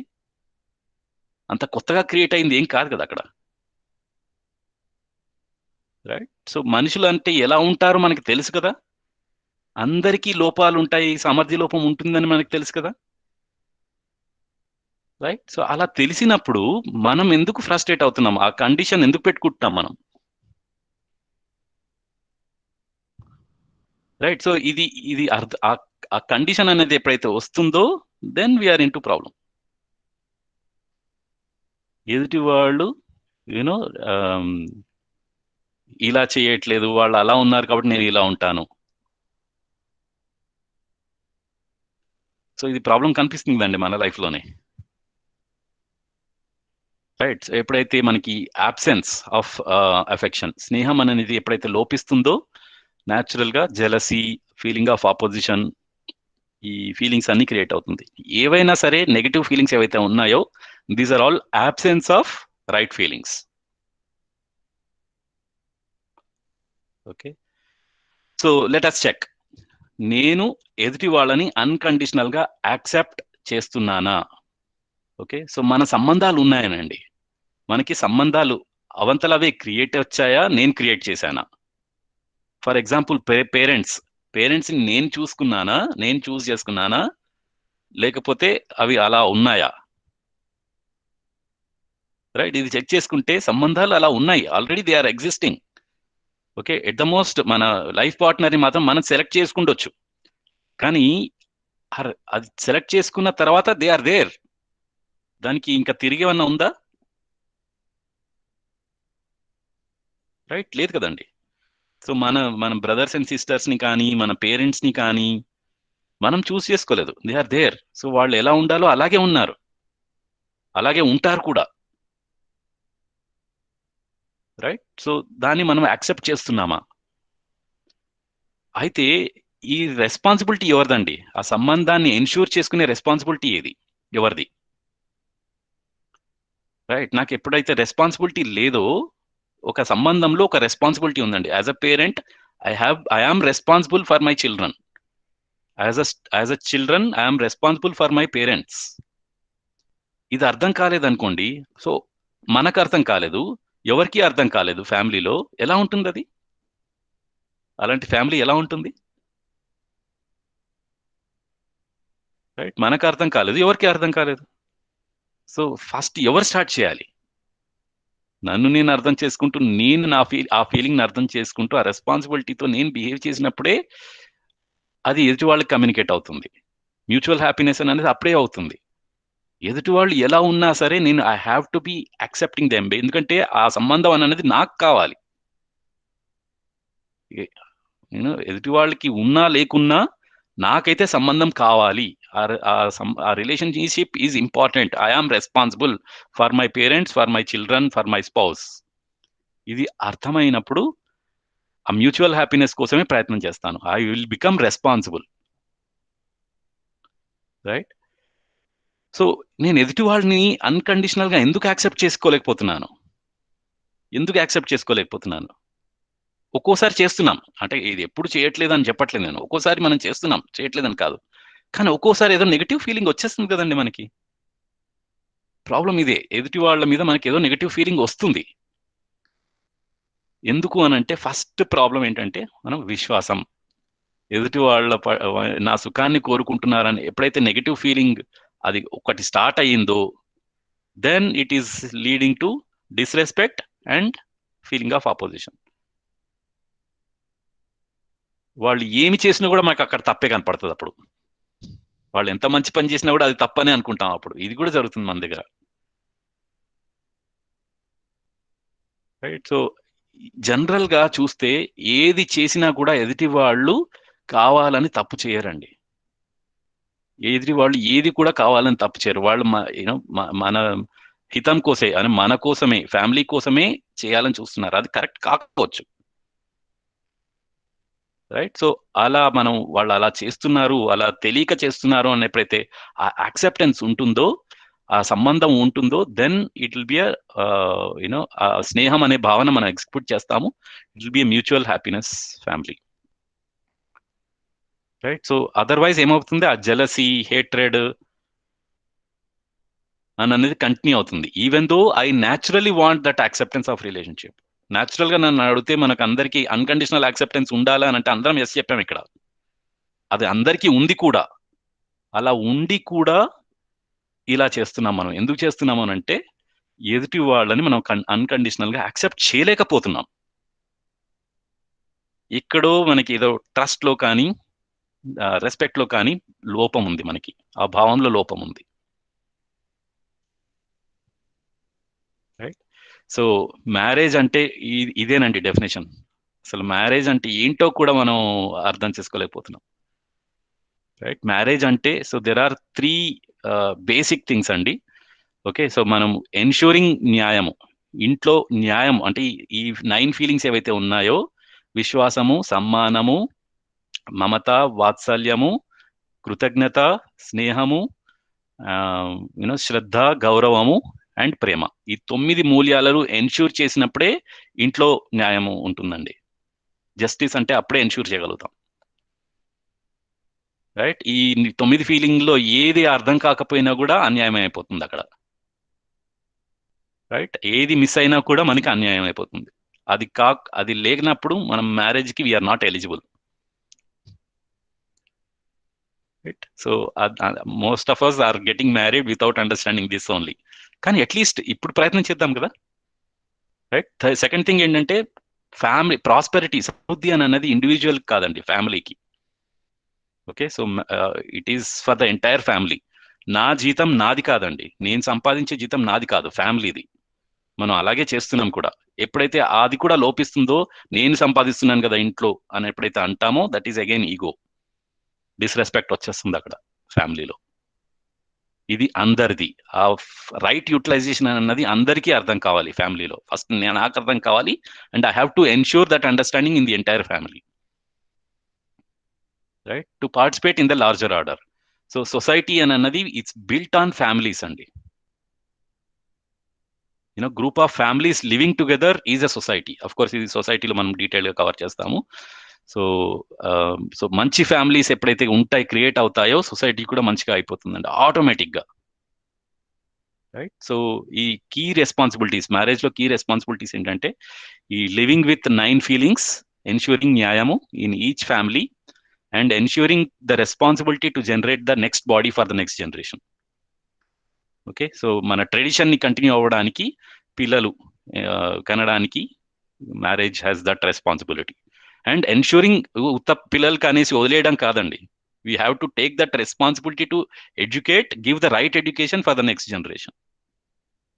ఇది అండి. సో మన in fact in all religions and all books మన మ్యారేజ్ ప్రాసెస్ ఉంటుంది ఏదైతే ఉంటుందో ఇదే చెప్తుంది. ఏ రిలీజియన్ అయినా సరే, ఏ మతం అయినా సరే, ఇది మనం వెరిఫై చేసుకోవచ్చు కూడా. ఏవైతే మంత్రాలు ఉంటాయో, ఏవైతే ఉంటాయో, ఆ ప్రాసెస్ ఉంటుందో అన్నీ కూడా ఇదే చెప్తుంది మనకి. రైట్. అది అర్థం చేసుకోకుండానే మనం మ్యారేజ్ చేసుకుంటున్నాం, ప్రాబ్లమ్స్ లో పడుతున్నాం, డివోర్స్లు అయిపోతున్నాయి, కొట్లాడుకుంటున్నాం, అన్నీ చేస్తున్నాం. రైట్. సో యా, ఇది కొంచెం big discussion, but I don't want to take it further. Love marriage అంటే హ్యాపీ మ్యారేజా, అరేంజ్డ్ మ్యారేజా, హ్యాపీ మ్యారేజా? So we will actually discuss all this in detail. Maybe you can actually come up with these questions today evening in the question and answer session. So, right? Okay. So, okay, Nandi. So let's try to get into care guidance. Right. So మనకి తెలుసు కదండి, so self and body are co existence. Human అంటేనే we are self and body are co existing with each other. Right. నాకు అంటే నేను I am as an individual, I have my body, I have my self, and the both are in co existence. అంతే కదండి? Right. So అయితే ఎప్పుడైతే మనకి పిల్లలు వచ్చారో, సో అంటే మనకి పిల్లలు పుట్టారో, వాళ్ళకి they have their own body and their own self. ఇది కూడా అర్థమవుతుంది కదండి మనకి. సో సంబంధం అని అనేది అందుకే ఫిజికల్ కాదండి, it's not physical, it is self to self, it is about responsibility. Right. So అయితే ఎదుటి వాళ్ళకు కూడా ఒక బాడీ ఉంది, వాళ్ళకు ఒక సెల్ఫ్ ఉంది అని అన్నది ఫస్ట్ థింగ్ ఈజ్ రికగ్నైజ్ చేయడము. అది రికగ్నైజ్ చేసిన తర్వాత వాటి రెండిటి పట్ల మనకు ఉండే రెస్పాన్సిబిలిటీని గుర్తించి నిర్వర్తించడం అని అన్నది ఈ 2 ఫీలింగ్స్ అండి. ఓకే. మమత అంటే, కేర్ అంటే feeling of responsibility towards the body of my relative. నాకు ఎలాగో నా బాడీ ఎలా ఉందో ఎదుటి వాళ్ళకు కూడా అలాగే బాడీ ఉంది, నా బాడీకి కొన్ని రిక్వైర్మెంట్స్ ఉన్నాయి, పోషణ, రక్షణ, సదుపయోగం. ఓకే. నాకు కొన్ని వస్తువులు అవసరం ఉన్నాయి, తినడానికి తిండి కావాలి, వేసుకోవడానికి బట్టలు కావాలి, వాడుకునేందుకు వస్తువులు కావాలి, వాటిని రైట్ యూటిలైజ్ చేసుకోవడానికి వస్తువులు కావాలి. అలాంటి వస్తువులు నా సంబంధికులకు కూడా కావాలి అన్నది అర్థం కావాలి. రైట్. అనే భావన నాలో ఉండాలి. రైట్. జనరల్గా మన పిల్లలకి, వాళ్ళకి ఇంకెవరు లేరు కదండి, వాళ్ళకి ఎవరు ఇస్తారండి? వాళ్ళకి నువ్వు వేసుకోవడానికి బట్టలు కానీ, తినడానికి తిండి కానీ మనమే కదా ఇవ్వాల్సింది. As a parents we are responsible for that. అయితే అవి ఇస్తే సరిపోతుందా? బాడీ పట్ల కావాల్సినవన్నీ ఇస్తే సరిపోతుందా? మనమే అన్నాం కదండి, బాడీకి కావాల్సినవి temporary, they are limited. Right. So మరి ఇంకేం కావాలి? కంటిన్యూస్ గా ఉండే నీడ్స్ కూడా కావాలి కదండి. అవేంటి? Self needs. నాకు ఎలాగో నాలెడ్జ్ కావాలో, హ్యాపీనెస్ కావాలో, రెస్పెక్ట్ కావాలో, సెల్ఫ్ నీడ్స్ ఉన్నాయి కదండి. నాకు ఎలా కావాలో అవి పిల్లలకి కూడా కావాలి, మనతో డిపెండ్ అయిన వాళ్ళకి, మన రిలేటివ్స్కి, వాళ్ళకి కూడా కావాలి. అది ఇవ్వడం అని అన్నది గైడెన్స్ అండి, సెల్ఫ్ నీడ్స్ని ఇవ్వడం. Okay. Feeling of responsibility towards the self of my relative, అది వాత్సల్యం, గైడెన్స్ అంటే అది. అయితే అన్ఫార్చునేట్లీ మన ఇంట్లో ఏమైపోతుందంటే మమత అన్నది ఓవర్ఫ్లో అయిపోతుంది. ఎంత ఓవర్ఫ్లో అయిపోతుందనంటే డబ్బులు ఇచ్చేసి, వస్తువులు ఇచ్చేసి, అడిగితే ల్యాప్టాప్లు, మొబైల్స్, వాళ్ళకి పిల్లలకి కావాల్సినవి అన్ని ఏం అడిగితే అవి ఇచ్చేస్తున్నాం మనం. రైట్. డబ్బులు ఇచ్చేస్తున్నాము, అన్ని ఇచ్చేస్తున్నాం, ఇచ్చేసి అన్ని ఇచ్చేసాం అనుకుంటున్నాం మనం. అసలు ఏమి ఇవ్వలేదు మీకు, అన్ని ఇచ్చిన తర్వాత మీరు ఇలా పాడైపోతున్నారు అని అంటున్నాం. దీన్ని ఏం చేసామండి అప్పుడు? ఎంత టైం వాళ్ళకి గైడెన్స్ ఇచ్చాము, ఎంత టైం వాళ్ళతో స్పెండ్ చేసి వాళ్ళ ఫీలింగ్స్ని అర్థం చేసుకొని వాళ్ళకి రెస్పెక్ట్ అంటే ఏంటి, గైడెన్స్ అంటే ఏంటి, హ్యాపీనెస్ అంటే ఏంటి, ప్రాస్పెరిటీ అంటే ఏంటి అని ఎంత ఎంత టైం మనకు వాళ్ళు స్పెండ్ చేసి వాళ్ళకి ఇది ఇచ్చాము, వాత్సల్యాన్ని ఇచ్చాము. ఎందుకు ప్రాబ్లం ఎందుకు అవుతుంది అంటే, ఈ ప్రాబ్లము ఫస్ట్ ఆఫ్ ఆల్ నేను బాడీ అని అనుకున్నాను కదా ఇన్ని రోజులు. రైట్, డబ్బులుంటే సుఖంగా ఉంటానని నేను అనుకున్నాను కదా, అలాగే బిహేవ్ చేస్తున్నాను కదా, మరి పిల్లలకి అదే వస్తుంది కదండి. నేను డబ్బులతోటే సుఖంగా సమృద్ధిగా ఉంటాను అని అనుకుంటే, ఫీలింగ్స్ గురించి, నా ఫ్యామిలీ గురించి, ఫ్యామిలీ ఫీలింగ్స్ గురించి మర్చిపోతే పిల్లలకి మరి ఏమి ఇవ్వగలుగుతాను? అదే ఇవ్వగలుగుతాను. పిల్లలు ఆర్ రిఫ్లెక్షన్ ఆఫ్ పేరెంట్స్ అండి. There is no doubt about it. So ఇంత టైం మనం పిల్లలతో స్పెండ్ చేసి పెద్ద అయిన తర్వాత వాళ్ళు చెడిపోతున్నారు అంటే దానికి కారణం ఎవరు? Who is responsible for the children to become addicted? మనం అన్ని కంప్లైంట్స్ చేస్తున్నాం, పిల్లలు చెడిపోతున్నారు, పిల్లలు పాడైపోతున్నారు, పిల్లలు అడిక్ట్ అవుతున్నారు, మొబైల్స్ కి అడిక్ట్ అవుతున్నారు, చెప్పా పెట్టకుండా లవ్ మ్యారేజ్ చేసుకుంటున్నారు టీనేజ్ వాళ్ళు. Who is responsible for all that? పిల్లల్ని పెంచింది ఎవరు? అఫ్ కోర్స్ కొంచెం ఇన్ఫ్లుయెన్స్ సొసైటీలో ఉండొచ్చు, కానీ అలాంటి సొసైటీని ఎన్విరాన్మెంట్ ని ప్రొవైడ్ చేసింది కూడా మనమే కదా. అలాంటి సొసైటీని ఎన్విరాన్మెంట్ ని ప్రొవైడ్ చేసింది కూడా మనమే మళ్ళా. Right, so who is responsible? Let's start looking at that. Okay, so responsibility and commitment for nurturing and protecting the body of my relative is care. Okay, that's the responsibility. So ఆ feeling అనేది నాలో ఉండాలి. ఒకటి ఆలోచిస్తే ఏంటంటే, ఈ 9 ఫీలింగ్స్లలో డబ్బులు కావాల్సింది ఈ ఒక్క ఫీలింగ్కేనండి, కేర్. ఎందుకంటే దీనికి ఒక్కదానికే ఫిజికల్ థింగ్స్ కావాలి. మిగతా వాటికి ఏ ఒక్కదానికి కూడా వి డోంట్ నీడ్ డబ్బులు, ఫిజికల్ ఫెసిలిటీస్ అవసరం లేదు. రైట్, ఇవి కూడా ప్రాస్పెరిటీ అర్థమైపోతే చాలా ఈజీగా అయిపోతుందండి, పెద్ద ఇది కష్టమేం కాదు. అయితే ఆ ప్రాస్పెరిటీ అర్థం కాక మనకి అన్లిమిటెడ్ వస్తువులు ఎలా కావాలో పిల్లలకి కూడా అలాగే కావాలనుకొని వాళ్ళకి అన్ని వస్తువులు ఇస్తున్నాము, అన్ని ఇది చేసేసి we are expecting them to have entire knowledge. ఎలా పాసిబుల్ అవుతుంది? పాసిబుల్ కాదు. రైట్, ఒక చిన్న విషయం అడుగుతానండి, మనం పిల్లలతో మనం బిహేవియర్ ఎలా ఉంటుంది అని అన్నది యూనో టూ అటు పర్పస్ సేమే, కానీ ఎలా మాట్లాడుతున్నాం మనం ఒకసారి ఆలోచిద్దాం. మా అమ్మాయిని, నేనే ఎగ్జాంపుల్ తీసుకుంటున్నాను, మా అమ్మాయిని నీకు ఎన్ని మార్కులు వస్తున్నాయి, ఎంత ర్యాంక్ వచ్చింది, ఎట్లా చదువుకుంటున్నావు అని అడిగాను అనుకోండి, అదొక scenario. Okay, okay. So second scenario ఏంటంటే, నీకు కాలేజ్లో నువ్వు కంఫర్టబుల్గా ఉంటున్నావా, నీకు అంతా అర్థమవుతుందా, నేనేమన్నా హెల్ప్ చేయగలనా, ఓకే, ఏమన్నా ప్రాబ్లమ్స్ ఉన్నాయా, ఓకే. ఇది ఈ సినారియో ఇంకోటి. రైట్, సో ఏది బెటర్ అండి సినారియో? ఓకే, ఫస్ట్ సినారియోనా, సెకండ్ సినారియోనా?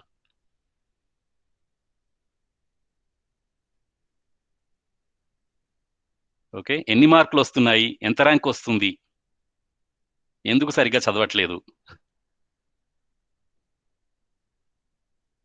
ఓకే, అది ఫస్ట్ సినారియో. సెకండ్ సినారియో ఏంటంటే, నీకు అంతా అర్థం అవుతుందా, ఓకే, అర్థం కాకపోతే నేనేమన్నా చేయగలనా, ఓకే, నేనేమన్నా నీకు హెల్ప్ చేయగలనా, నేనున్నాను, నాతో చెప్పుకో, షేర్ చేసుకో. ఇది ఎలా ఉంది? సెకండ్ది ఎలా ఉంది? రైట్, సో ఇది ఏంటి ఇక్కడ, ఏంటి రెండిటికి పర్పస్ ఏమే, కానీ మన బిహేవియర్ ఎలా ఉంటుంది పిల్లలతో? రైట్, సో అయితే ఇది ఎప్పుడైతే మిస్ అయిందో, ఈ నేను I will show you one video అండి. సో ఐ విల్ కొంచెం కంప్లీట్ అయిన తర్వాత ఒక వీడియో చూపిస్తాను, ఎగ్జాక్ట్లీ ప్రాబ్లం ఇదే మనకి చూపిస్తుంది. రైట్, సో గైడెన్స్ అంటే ఏంటంటే, responsibility and commitment for ensuring right understanding and right feeling for the self of my relative. ఈ right understanding and right feelings ని ఎన్ష్యూర్ చేయడానికి కావాల్సిన responsibility and commitment. Right, so మా గురువు గారు ప్రదీప్ కుమార్ రామంచర్ల గారు, డాక్టర్ ప్రదీప్ కుమార్ రామంచర్ల గారు, ఆయన he's registrar of triple IT Hyderabad అండి. So he shares his experience. Triple ఐటీలో he is the registrar and also a professor, civil engineering professor, earthquake research scientist యాక్చువల్గా. So he shares his experience. So పిల్లలు triple ఐటీలో join అవుతారు and they get so called freedom వచ్చేసి వాళ్ళు కొంచెం చదువు neglect చేసి అంతా ఇది అయిపోతుంటారు. సో దానికి ఏం చేస్తారు వీళ్ళు, యూజువల్గా పేరెంట్స్కి కంప్లైంట్ ఇస్తారు, మీ పిల్లలు సరిగ్గా చదవట్లేదు అని చెప్పేసి. సో పేరెంట్స్ని పిలుస్తారు. ఒక్కోసారి పేరెంట్స్ పిలిచిన తర్వాత అడిగితే, మేము ఏం చేయలేదండి మా పిల్లలకి, ఏది కావాలంటే అది ఇచ్చాం, అన్నీ ఇచ్చేసాం అని అంటారు వాళ్ళు. అన్నీ ఇచ్చేసారంటే ఏమి ఇచ్చారు మీరు? ఇదే ఇచ్చారు అంతే, వస్తువులు ఇచ్చారు. రైట్. సో ప్రాబ్లం ఏంటంటే వస్తువులు ఇచ్చి అన్నీ ఇచ్చామనుకుంటాం కదండి. సో మనం ఎప్పుడైతే అన్నీ ఇచ్చి పిల్లల్ని హాస్టల్లో పడేస్తాం మనం, బాగా చదువుకుంటారని. అది ఎప్పుడైతే చేస్తామో వాళ్ళు మనల్ని పెద్ద అయ్యాక వాళ్ళు కూడా అదే చేస్తారు, మనల్ని ఓల్డేజ్ హోమ్లో వేస్తారు. అన్నీ ఇచ్చామనుకుంటారు వాళ్ళు కూడా. వాళ్ళని హాస్టల్లో వేస్తే మనం ఓల్డేజ్లో కొంచెం అంటే ఎగ్జాగరేట్ చేస్తున్నానేమో కానీ ఇదైతే పాసిబిలిటీ ఉందండి. మనం ఎప్పుడైతే వస్తువులు ఇచ్చేసి అన్నీ ఇచ్చామని అనుకుంటే వాళ్ళు కూడా అలాగే చేస్తారు మనకి, more or less. So problem అదండి. రైట్. సో ఇది ఎంత మిస్ అయిపోయిందండి మనకి, అన్నీ ఇచ్చామనంటే ఇది కూడా చాలా ఇదే ఎక్కువ నీడ్ ఉంది. కంటిన్యూస్ నీడ్స్ కదండి ఇవన్నీ మనకి. రెస్పెక్ట్ అని అన్నది, హ్యాపీనెస్ అని అన్నది, ఇది ఎప్పుడు కావాలో అప్పుడే ఇవ్వాలి మనకి. రైట్. ఇంకొక ఒక చిన్న మేజర్ ప్రాబ్లం ఎస్పెషలీ మదర్స్ లో ఉండేది ఇది. అంటే ఐఎమ్ నాట్ కించపరచడం కాదు ఇక్కడ. రైట్. సో అది కొంచెం తెలియక మనం మదర్స్ ఎక్కువగా చేసేది. Mothers exhibit more of care అంటే which is needed, no problem. అది మమత అనేది, ఎందుకంటే పిల్లలకి ఫుడ్ పెట్టాలి. సో మా ఇంట్లో జరిగిన ఇష్యూనే చెప్తాను నేను యాక్చువల్గా.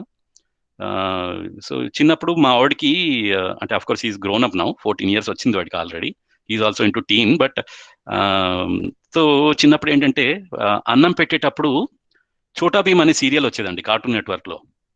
ఓకే. సో అన్నం తినకపోయేవాడు సరిగ్గా, అని తినట్లేదు అని అనేది మదర్స్ ఫీలింగ్. పిల్లలకి జనరల్ గా అందరికీ ఉంటది అది, మా వాడు అన్నం తినట్లేడు సరిగ్గా, అసలు ఏమి తినడు అనే ఒక ఉంటది. అది దట్స్ న్యాచురల్, ఉండదని కాదు. సో దానికి ఏం చేస్తారంటే మా ఆవిడ ఏం చేసేదంటే చోటా భీమ్ సీరియల్ స్టార్ట్ చేసినప్పుడు వాడు నోట్లో కుక్కేది అనమాట, ఇట్లా పెట్టేది, అప్పుడన్నా తింటాడు అని అనేది. రైట్. సో తినేసి అయితే చోటా భీమ్ అయిపోయిన తర్వాత పెట్టడం అయిపోయేది. సో ఇప్పుడు మరి ఏమైంది, వాడు తినడం అంటే ఏం నేర్చుకున్నాడు అని అంటే, అన్నం ఎప్పుడు తినాలి అంటే చోటా భీమ్ స్టార్ట్ అయినప్పుడు, అన్నం తినడం ఎప్పుడు ఆపేయాలంటే చోటా భీమ్ అయిపోయినప్పుడు. ఇదా అండి మనం నేర్పించాల్సింది? అంటే of course there is a problem. పిల్లలు సరిగ్గా ఎందుకు తినట్లేదు అని అన్నది ఆలోచిద్దామా, లేకపోతే చోటా భీమ్ వచ్చినప్పుడే తినాలి అన్నది నేర్పిద్దామా? ప్రాబ్లం ఏంటంటే వాళ్ళకి ఫిజికల్ ఫెసిలిటీస్ ఇస్తాము, కరెక్టే, ఇంపార్టెంటే, కానీ అది ఎందుకు తినాలి, ఎప్పుడు తినాలి, ఎలాంటివి తినాలి, ఇదంతా దీంట్లో వస్తుంది, గైడెన్స్ లో వస్తుంది. మరి ఇది ఎంత ఇస్తున్నాం మనం? రైట్. చోటా భీమ్ వచ్చినప్పుడు తినడము, అది నేర్పిస్తే ఆబ్వియస్లీ ఇప్పుడు దాని రిజల్ట్ కూడా మేము చూస్తున్నాం. యాక్చువల్గా he's overweight right now, he's overweight and he's addicted to some junk food already. Of course we are trying to help him come out of that. ఇప్పుడు బయటికి రావడానికి ప్రయత్నం చేస్తున్నాం మేము. But thing is you know these are all మనం చేసిందేనండి యాక్చువల్గా. పిల్లలు జంక్ ఫుడ్కి అలవాటు పడుతున్నారు, అడిక్షన్ కి. మొబైల్ ఫోన్ ఇచ్చింది ఎవరండి పిల్లలకి? మనమే కదండి. అంటే అఫ్ కోర్స్ ఇప్పుడు మనం కూడా వాడడానికి తప్పదు, కానీ ఎప్పుడైతే యూట్యూబ్లు, సోషల్ మీడియాలు ఇవన్నీ చూస్తున్నారో దాంట్లో సి లెట్ దెమ్ సి, ఎందుకంటే మనం చూస్తున్నాం కదా, మనకు అవసరం అన్నప్పుడు వాళ్ళకి కూడా అవసరమే, చూడనివ్వండి. కానీ దాంట్లో ఏం చూస్తున్నారు అన్నది గైడెన్స్ ఇస్తున్నాం మనం. యూట్యూబ్ లో చూడండి. బేసిక్ గా ప్రాబ్లం ఏంటంటే యూట్యూబ్ ఈజ్ వెరీ యూస్ఫుల్. ఎందుకు తప్పని అనుకుంటున్నామండి? Social media also is useful. దాంట్లో చాలా రైట్ ఇన్ఫర్మేషన్ ఉంది. సో దాన్ని వెతుక్కుందాం కదా. చాలా ఇన్ఫర్మేటివ్ థింగ్స్ ఉన్నాయండి, చాలా మంచి మంచి ఇన్ఫర్మేషన్ సైన్స్ టెక్నాలజీ గురించి యూట్యూబ్ లో ఉంది. ఎంత టైం వాడాలో అంత టైం మనం వాడదాము, వాళ్ళకి కూడా ఎంత టైం వాడాలో అంత వాడాలి అని అనేది కన్వే చేద్దాము. ఆ గైడెన్స్ లో వస్తుంది కదండి అది. రైట్. సో అది చేయగలిగినప్పుడు దెన్ మనకి అప్పుడు ఇష్యూనే ఉండదు. అడిక్షన్ ఎందుకు వస్తుంది అప్పుడు? రైట్ ఇన్ఫర్మేషన్ మనం ఇవ్వగలిగినప్పుడు, మనం చేసినప్పుడు కరెక్ట్గా ఉంటారు మన పిల్లలు కూడా, మనకు ఆ కంప్లైంటే రాదు అప్పుడు. సో అన్ఫార్చునేట్లీ ఇంకోటి ఏం చేస్తుంటాను, మనం మిక్స్ అండ్ మ్యాచ్ చేస్తుంటామండి పిల్లలు. సో అండ్ పిల్లలు has tendency to know more. ఎక్కువ తెలుసుకోవాలనే కుతూహలం వాళ్ళకి చాలా ఎక్కువగా ఉంటుంది. ఓకే, సో ఎగ్జాంపుల్ మన పిల్లలు, నేను టీసీఎస్ లో జాబ్ చేస్తాను. So especially automotive embedded, of course మా కొలీగ్ కూడా ఉన్నాడు ఇందులో, రామరెడ్డి అని. But ya, he's also in the same team, same project లోనే ఉన్నాడు. సో నేను I work in automotive embedded field అండి, కొంచెం అంటే ఇంజనీరింగ్ సైడ్ ఇది. సో దాంట్లో మా పిల్లలు వచ్చి అడుగుతారు అసలు యాక్చువల్గా, రైట్, ఏం అడుగుతారు, డాడీ నువ్వు ఏం జాబ్ చేస్తావు, ఎట్లాంటి వర్క్, అది ఏముంటది దాంట్లో అని అన్ని తెలుసుకునే ప్రయత్నం చేస్తుంటారు వాళ్ళు. అంటే నేను చెప్తుంటాను ఇట్లా ఆటోమోటివ్ ఎంబెడెడ్ ఫీల్డ్ లో చేస్తాను అంటే, ఆటోమోటివ్ అంటే ఏంటి అని అడుగుతారు. అంటే ఇది కార్ లో ఉండేది, దాన్ని ఆటోమోటివ్ డొమైన్ అని అంటారు అని. ఎంబెడెడ్ అంటే ఏంటి అని అంటారు. ఎంబెడెడ్ అంటే ఇట్లా సాఫ్ట్వేర్, హార్డ్వేర్ లో ఎంబెడ్ చేసే సాఫ్ట్వేర్ ఇది అని చెప్తాను. అట్లా సిస్టమ్స్ అంటే ఏంటి అని అడుగుతారు. సో ఇట్లా ఇట్లా అన్ని క్వశ్చన్స్, కస్టమర్ ఏంటి, జెడ్ఎఫ్, టిఆర్డబ్ల్యూ, ఇవన్నీ క్వశ్చన్స్ అడుగుతుంటారు. కానీ అన్ని నేను ఆన్సర్ చెప్పగలనా? అన్నిటికీ ఆన్సర్ చెప్పలేను. ఏదో నాకు టైం ఉండదు, లేకపోతే నాకే తెలియదు. ఈ రెండు ఆన్సర్స్ వల్లే నేనేమైతాను, ఫ్రస్ట్రేషన్, ఏ చిలి ఇక ఆపేసే అని అంటాను. అంతే కదండి, ఫ్రస్ట్రేట్ అయ్యాను అని అంటే ఇంకా ఆపేయి, ఎక్కువ అడుగుతున్నావు అని అనేస్తాను కదా. అడిగినప్పుడు ఏమవుతుంది, వాళ్ళ లెర్నింగ్ అక్కడితో స్టాప్ అయిపోతుంది. సో ఇదొక మిస్టేక్ చేస్తున్నాము. అది కాకుండా ఇంకో విధంగా ఏం చేస్తామంటే ఒక్కోసారి, సో నీకు రేపు కార్ ఉన్న టీ షర్ట్ పట్టుకొస్తాను, నీకు కార్ బొమ్మ ఉన్న టీ షర్ట్ పట్టుకొస్తాను అని చెప్తాను. అది ఆపేయడానికి, బేసిక్గా అట్లా క్వశ్చన్స్ అడగడం ఆపేయడానికి. ఏమైపోయింది ఇక్కడ, నాలెడ్జ్ అని అనేది వాళ్ళు దే వాంట్ టు నో అని అనేది సెల్ఫ్ యొక్క రిక్వైర్మెంట్, టీ షర్ట్ అని అనేది బాడీ యొక్క రిక్వైర్మెంట్. ఎప్పుడైతే దీనికి దీనికి కన్ఫ్యూజ్ అయిపోతాం, అది చేసేస్తామో, ఓకే, యూనో వస్తువులతో నాకు అన్నీ వచ్చేస్తాయన్న ఇంప్రెషన్ వాళ్ళకు కూడా కలిగేస్తుంది అప్పుడు. సో నెక్స్ట్ టైం ఏదన్నా అడగాలనుకున్నప్పుడు, అడగాలన్న కుతూహలం కూడా కలగదు. అడుగుతాడు కానీ వస్తువుల కోసం అడుగుతాడు అప్పుడు. ఓకే, సో ఎప్పుడన్నా నేను ఊరికి వెళ్తున్నాను అనుకోండి, ఓకే, ఎందుకు వెళ్తున్నావు, ఏం చేయడానికి వెళ్తున్నావు, ఏం చేస్తావు అని అడుగుతారు బేసిక్గా, అన్ని నేర్చుకోవడానికి. అయితే నేను అక్కడికి వెళ్ళినప్పుడు నీకు ఇక ఈ స్వీట్ తీసుకొస్తాను, ఈ బొమ్మలు తీసుకొస్తాను ఎప్పుడైతే చెప్తానో, నెక్స్ట్ టైం అడిగినప్పుడు ఏం చేస్తాడు, నెక్స్ట్ టైం ఈసారి ఏం తీసుకొస్తావు అని అడుగుతాడు, అంతే. ఎందుకు వెళ్తున్నావు అని అడగడు ఇంకా. రైట్, ఏమైపోతుంది అక్కడ, ఈ గైడెన్స్ ని మనం దీనికి డైవర్ట్ చేస్తున్నాం, మనం మన కన్వీనియన్స్ కోసం. రైట్, సో ఇది ఇది మేజర్ ప్రాబ్లం అండి మన లైఫ్ లో, మన పిల్లలతో చేసే పెద్ద పెద్ద తప్పులు ఇక్కడ జరిగిపోతున్నాయి. అండ్ వీఆర్ ఎక్స్పెక్టింగ్ దట్ వాళ్ళు అడిక్ట్ అయిపోతున్నారు, మంచిగా ఉండట్లేదు, చెడిపోతున్నారు. ఎందుకు అవుతున్నారు? ఇందుకే మనమే చేశాం కదా అక్కడ. Right, so are we ensuring both? First thing, care, guidance రెండింటిని ఇస్తున్నామా? రెండు ఇంపార్టెంటే, కేర్ కూడా ఇంపార్టెంటే కాదనట్లేదు. రైట్, బట్ దానితో పాటు గైడెన్స్ ఎంత ఇస్తున్నాము? Right, are you ensuring both? అది ఎప్పుడు పాసిబుల్ అంటే ఎఫెక్షన్ ఉన్నప్పుడేనండి. పిల్లలతో మనకి ఎఫెక్షన్ ఉన్నప్పుడే ఈ రెండు మనం చేయగలుగుతాం, అదర్వైజ్ ఇట్స్ నాట్ పాసిబుల్. సంబంధాలు, ఎదుటి వాళ్ళు నా రిలేటివ్, వాళ్ళ పట్ల నాకు రెస్పాన్సిబిలిటీ, కమిట్మెంట్ ఉంది, అన్కండిషనల్ గా యాక్సెప్ట్ చేసినప్పుడే ఈ కేర్ అండ్ గైడెన్స్ వస్తుంది మనకి, otherwise it's not possible. All of these feelings follow each other. Trust, respect, affection, తర్వాత కేర్ అండ్ గైడెన్స్, అవి ఉంటేనే ఇవి ఉంటాయి. Are we mostly focused on care, దీని మీదనే ఎక్కువ పెడుతున్నామా? ఎందుకంటే మనకే తెలియదు, మన బాడీనే మనం ఇంపార్టెంట్ అనుకుంటున్నాం అంతే, సెల్ఫ్ గురించి మర్చిపోయాం కదా. సో పిల్లలు కూడా అలాగే చేస్తున్నాం మనం. Okay, right, so what am I missing? Parenting లో నేను ఎగ్జాక్ట్లీ ఏం మిస్ అవుతున్నాను ఇక్కడ? Right, so what is my responsibility towards my children? Only their body or their self also? First of all నా సెల్ఫ్ గురించి నాకు తెలుసా, నా రిక్వైర్మెంట్స్ ఏంటి నేను చూసుకుంటున్నానా? అది తెలిసినప్పుడే కదండి నేను పిల్లలకి కరెక్ట్ గా చూడగలిగేది, వాళ్ళ self requirements, body requirements. Right, రెండు అవసరమే కదండి, రెండు అవసరమే. కానీ ఏది ఎక్కువ ఇంపార్టెంట్, కేర్ ఇంపార్టెంటా, గైడెన్స్ ఇంపార్టెంటా? రైట్, సో రెండు ఇంపార్టెంటే కానీ ఎక్కువ ఇంపార్టెంట్ ఏది? గైడెన్సే ఎక్కువ important. Care is automatically taken care అండి. అందరి దగ్గర అన్ని వస్తువులు ఉన్నాయి మోర్ ఆర్ లెస్. ఎవరి దగ్గర డబ్బులు తక్కువ ఉన్నాయండి? బట్టలు తక్కువ అయ్యాయా? ఉండడానికి ఇల్లు లేకుండా ఉన్నామా? వస్తువులు లేకుండా ఉన్నామా? అని అంటే అందరి దగ్గర అన్ని ఉన్నాయి. Care is automatically taken care when guidance is there, right? So you know అన్ని వస్తువులు ఇచ్చేసి అన్ని ఇచ్చేసామని అనుకుంటున్నానా? రైట్? ఇది చెక్ చేసుకోవడం చాలా ఇంపార్టెంట్ అండి. ఈ క్వశ్చన్స్ మనల్ని ఎప్పటికప్పుడు అడుగుతూ ఉండడం as a parent. Of course కొంతమంది ఈ గ్రూప్ లో కొంతమంది పేరెంట్స్ ఉండకపోవచ్చు, or at least some of them or you going to be parents or very soon possibility ఉంది. So this is very useful, right? At least do I have the clarity on prosperity and right utilization. ఈ సమృద్ధి అనేది నా ఒక్కడికే కాదండి, family మొత్తానికి అర్థం కావాలి. రైట్ యూటిలైజేషన్ అన్నది పిల్లలు అడుగుతారండి, వస్తువులు అడుగుతారు, నాకు మారాన్ చేస్తారు కొంతమంది చిన్న పిల్లలు అయితే, నాకు ఇది కావాలి అది కావాలి అని అన్నది. అడిగినప్పుడు ఇద్దాము, నో ప్రాబ్లం, యూనో. కానీ దానికంటే ముందు మనం ఏం చేసాం, ఏ అవసరమో అని అన్నది మనం చెప్పామా? అది ఎందుకు అవసరం, దాన్ని కరెక్ట్గా ఎట్లా యూజ్ చేసుకోవాలి అని చెప్పామా?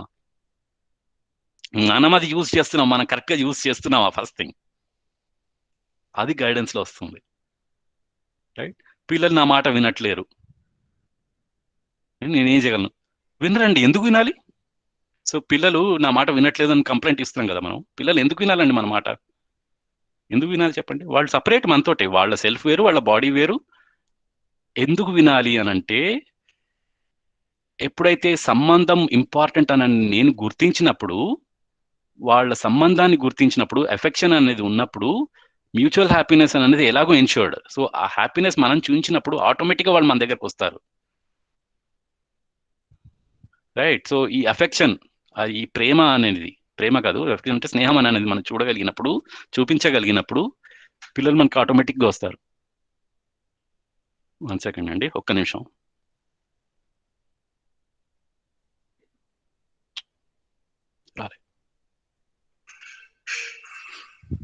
రైట్, ఓకే, సారీ అండి. సో యా, సో అయితే ఈ క్లారిటీ ఉందా మన దగ్గర, రైట్? పిల్లలు నా మాట ఎందుకు ఎందుకు వినాలి అని అంటే, వాళ్ళ పట్ల నేను రెస్పాన్సిబుల్ గా ఉన్నప్పుడు వాళ్ళు మనతో రెస్పాన్సిబుల్ గా ఉంటారు ఆటోమేటిక్ గా, రైట్? సో దానికి నేనేం చేయగలను అంటే, first thing is let's identify our own responsibility, commit అవుదాం, ఆ ఫీలింగ్స్ ని అర్థం చేసుకుని వాటితో ఉందాం. సో ఈ పిల్లలు సోషల్ మీడియా తోటి ఎందుకు అడిక్ట్ అవుతున్నారు? ఆల్కహాల్, డ్రగ్స్ అన్నీ జరుగుతున్నాయండి. మనం ఎంత టైం స్పెండ్ చేస్తున్నాం పిల్లలతోటి, నీకు ఎన్ని మార్కులు వస్తున్నాయి, ఎంత చేస్తున్నావు? చాలా పిల్లలు ఫ్రెండ్స్ ఉంటారండి బయట, మంచి ఫ్రెండ్స్ ఉంటారు. సో ఫ్రెండ్స్ ని ఇన్వైట్ చేద్దాం మన ఇంటికి, పిల్లల్ని, మీ ఫ్రెండ్స్ ని నువ్వు తీసుకురా అని చెప్దాం. వాళ్ళు ఎలాంటి ఫ్రెండ్స్ అనేది మనకు కూడా తెలుస్తుంది కదా అప్పుడు, ఎలాంటి ఎన్విరాన్మెంట్ లో వాళ్ళు ఉన్నారు, ఎలాంటి కాలేజ్ లో ఉన్నారు అనేది మనకు కూడా తెలుస్తుంది కదా, ఎలాంటి ఫ్రెండ్స్ ఉన్నారు అని అన్నది. వాళ్ళ పట్ల కూడా రెస్పాన్సిబిలిటీ తీసుకుందాం, తప్పేముంది, రైట్? సో అడిక్ట్ అయిపోతున్నారు అని అంటే మనం ఏం చేయగలం దానికి? సో అడిక్షన్ ప్రొవైడ్ అంటే ఆ అడిక్ట్ అవ్వడానికి ఎన్విరాన్మెంట్ ప్రొవైడ్ చేసిందే మనం. So we are responsible now. Already అక్కడ జరిగిపోయింది, మనం ఒక ఎన్విరాన్మెంట్ మనం ప్రొవైడ్ చేయలేకపోయాం. సో దానికి ఇప్పుడు మనం ఏం చేద్దాం అని ఆలోచిస్తే, అట్లీస్ట్ ఇప్పటి నుంచి స్టార్ట్ చేద్దాం కదా, రైట్ ఎన్విరాన్మెంట్ ఇవ్వడానికి. వాళ్ళని నువ్వు చెడిపోయావు అనే ముద్ర వేయకుండా, అట్లీస్ట్ ఒక ఎన్విరాన్మెంట్ మనం ప్రొవైడ్ చేసి, ఇప్పుడు నేను ఏం చేయగలను అనే వాళ్ళతో ప్రేమగా అడిగి, పాసిబిలిటీ ఉందండి, డెఫినెట్ గా ఉంది. కానీ మనం అక్కడ మనం విశ్వాసం, ఆల్రెడీ నెగిటివ్ ఫీలింగ్ తో ఉన్నాము అని అనుకుంటే ఆబ్వియస్లీ డిస్రెస్పెక్ట్ చేస్తాము, ట్రస్ట్ పోతుంది, అండ్ ఇంకా దూరం అయిపోతాం. ఇదే జరుగుతుంది కంటిన్యూస్ గా మనకి. ఓకే, టీనేజ్ పిల్లలు ఉన్నారండి. So they have different needs, ఒక్కొక్క ఏజ్ లో ఒక్కొక్క నీడ్స్ ఉంటాయి వాళ్ళకి. వాళ్ళతో ఎంత టైం స్పెండ్ చేసి, ఎంత ఎడ్యుకేట్ చేస్తున్నాం వాళ్ళకి, ఎంత గైడెన్స్ ఇస్తున్నాం వాళ్ళకి, వాళ్ళ ప్రాబ్లమ్స్ ఏంటి అని అన్నది మనం దగ్గర కూర్చొని ఎంత టైం ఇస్తున్నాం మనకి, వాళ్ళకి, రైట్? ఓకే, సో ఇంకోటి ఏంటంటే, సి మన అమ్మ నాన్న అని అన్నది రోల్స్ అండి. It need not be male and female. Okay, ఇది కూడా చాలా ఇంపార్టెంట్ విషయం. ఓకే, మేజర్ గా అంటే మన ట్రెడిషనల్ గా వచ్చింది ఏంటి అని అంటే, అమ్మ responsibility is more towards care, dad's responsibility is more towards guidance. కానీ అదే ఉండాలి అని ఏం కాదు, రివర్స్ అవ్వచ్చు, ఇద్దరు రెండు ఇవ్వచ్చు, కానీ కొంత ఎక్కువగా మదర్ నుంచి కేర్ ఎక్కువగా వస్తుంది, ఫాదర్ సైడ్ నుంచి గైడెన్స్ ఎక్కువగా వస్తుంది. బట్ అలాగే ఉండాలన్నది కూడా it's not generalized statement. Okay, so there are children who are orphans. మా పేరెంట్స్ ఉండకపోవచ్చు, పిల్లలు they may be getting adopted or there may be at orphanage homes, but there is someone who can ensure this care and guidance for all the children. ఇది సొసైటీకి వెళ్తున్నాను, but బయట orphanage homes, old age homes ఎందుకు ఉన్నాయండి సొసైటీలో? ఎందుకు అని అంటే ఇది మిస్ అయిపోయింది కాబట్టి, సంబంధాలు మిస్ అయిపోయాయి కాబట్టి orphanage homes, old age homes create అవుతున్నాయి. Or paid old age homes అయితే ఇంకా డబ్బులు ఇచ్చేసాను కదా అన్ని ఇచ్చేసినట్టే అనుకుంటున్నాం మనం. పేరెంట్స్ కూడా కేర్ అండ్ గైడెన్స్ ఇంపార్టెంటేనండి. వాళ్ళని ఏం చేస్తున్నాం మనం? వాళ్ళ పేరెంట్స్ బికమ్ చిల్డ్రన్ ఒక ఏజ్ దాటిన తర్వాత. వాళ్ళు వాళ్ళ పనులు వాళ్ళు చేసుకోలేకుండా అయిపోతారు ఒక ఏజ్ వచ్చిన తర్వాత వాళ్ళు.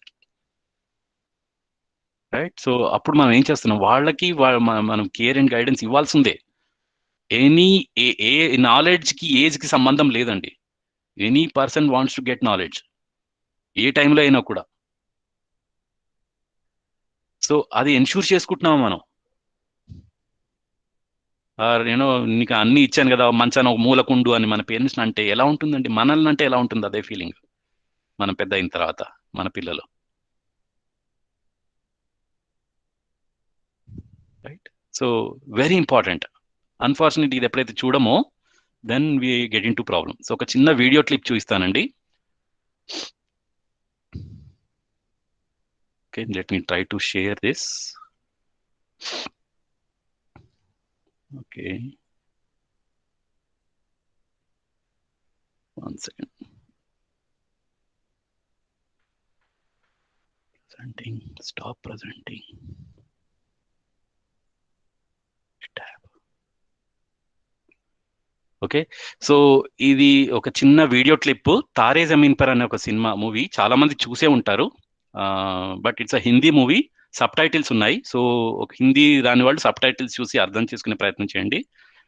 సో జనరల్లీ మన ఈ మూవీ కొంచెం ఇంట్రొడక్షన్ ఇస్తాను. బేసిక్గా ఒక పిల్లవాడు, ఇషాన్ అనే పిల్లవాడికి డిస్లెక్సియా ఉంటుంది. అంటే ఏంటంటే, సో అంత ఈజీగా గ్రాస్ప్ చేయలేడు రాయటం కానీ చదవటం కానీ కొన్ని థింగ్స్ కానీ బయట అంత ఈజీగా he takes little time.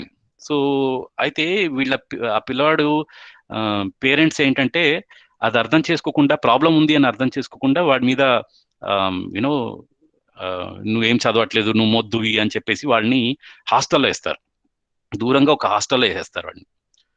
So but then Aamir Khan being a hero, so he tries to help this student.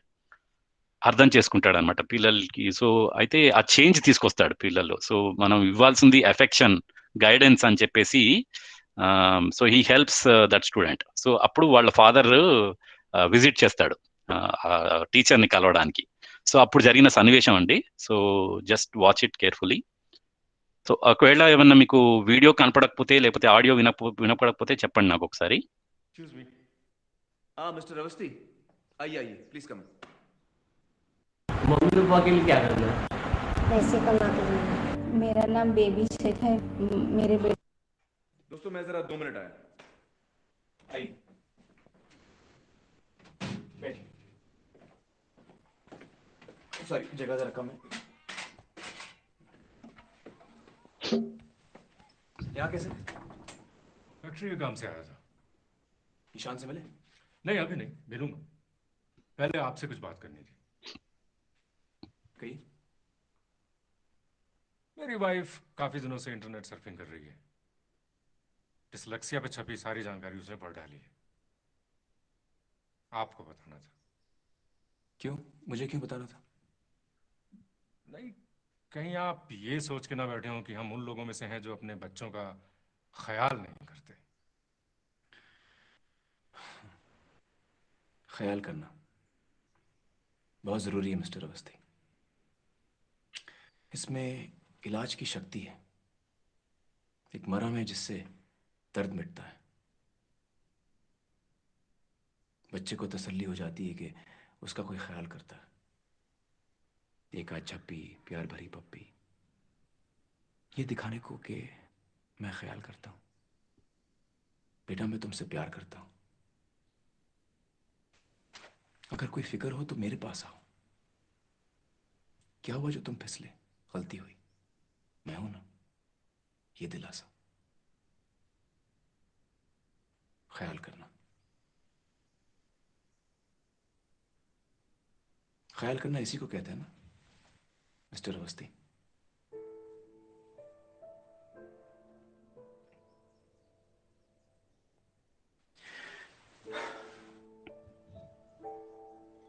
मुझे खुशी हुई ये सुनकर कि आपको लगता है कि आप ख्याल करते हैं।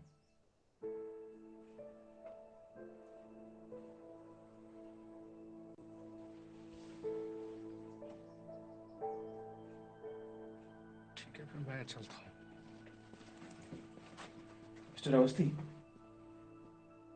आपकी वाइफ ने सोलोमन आइलैंड्स के बारे में कुछ पढ़ा इंटरनेट पर? पता नहीं, मुझे नहीं पता। सोलोमन आइलैंड्स में जब आदिवासियों को जंगल का कोई हिस्सा साफ करना होता है खेती के लिए, तो वो पेड़ दरख्तों को काटते नहीं है, महज उस पेड़ के पास सारे पहुंच जाते हैं और जी भर के गालियां देते हैं, कोसते हैं।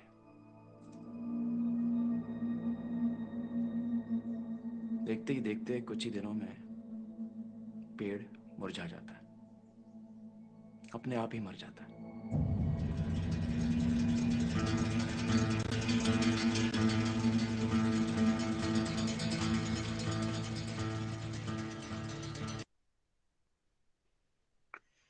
ఓకే. సో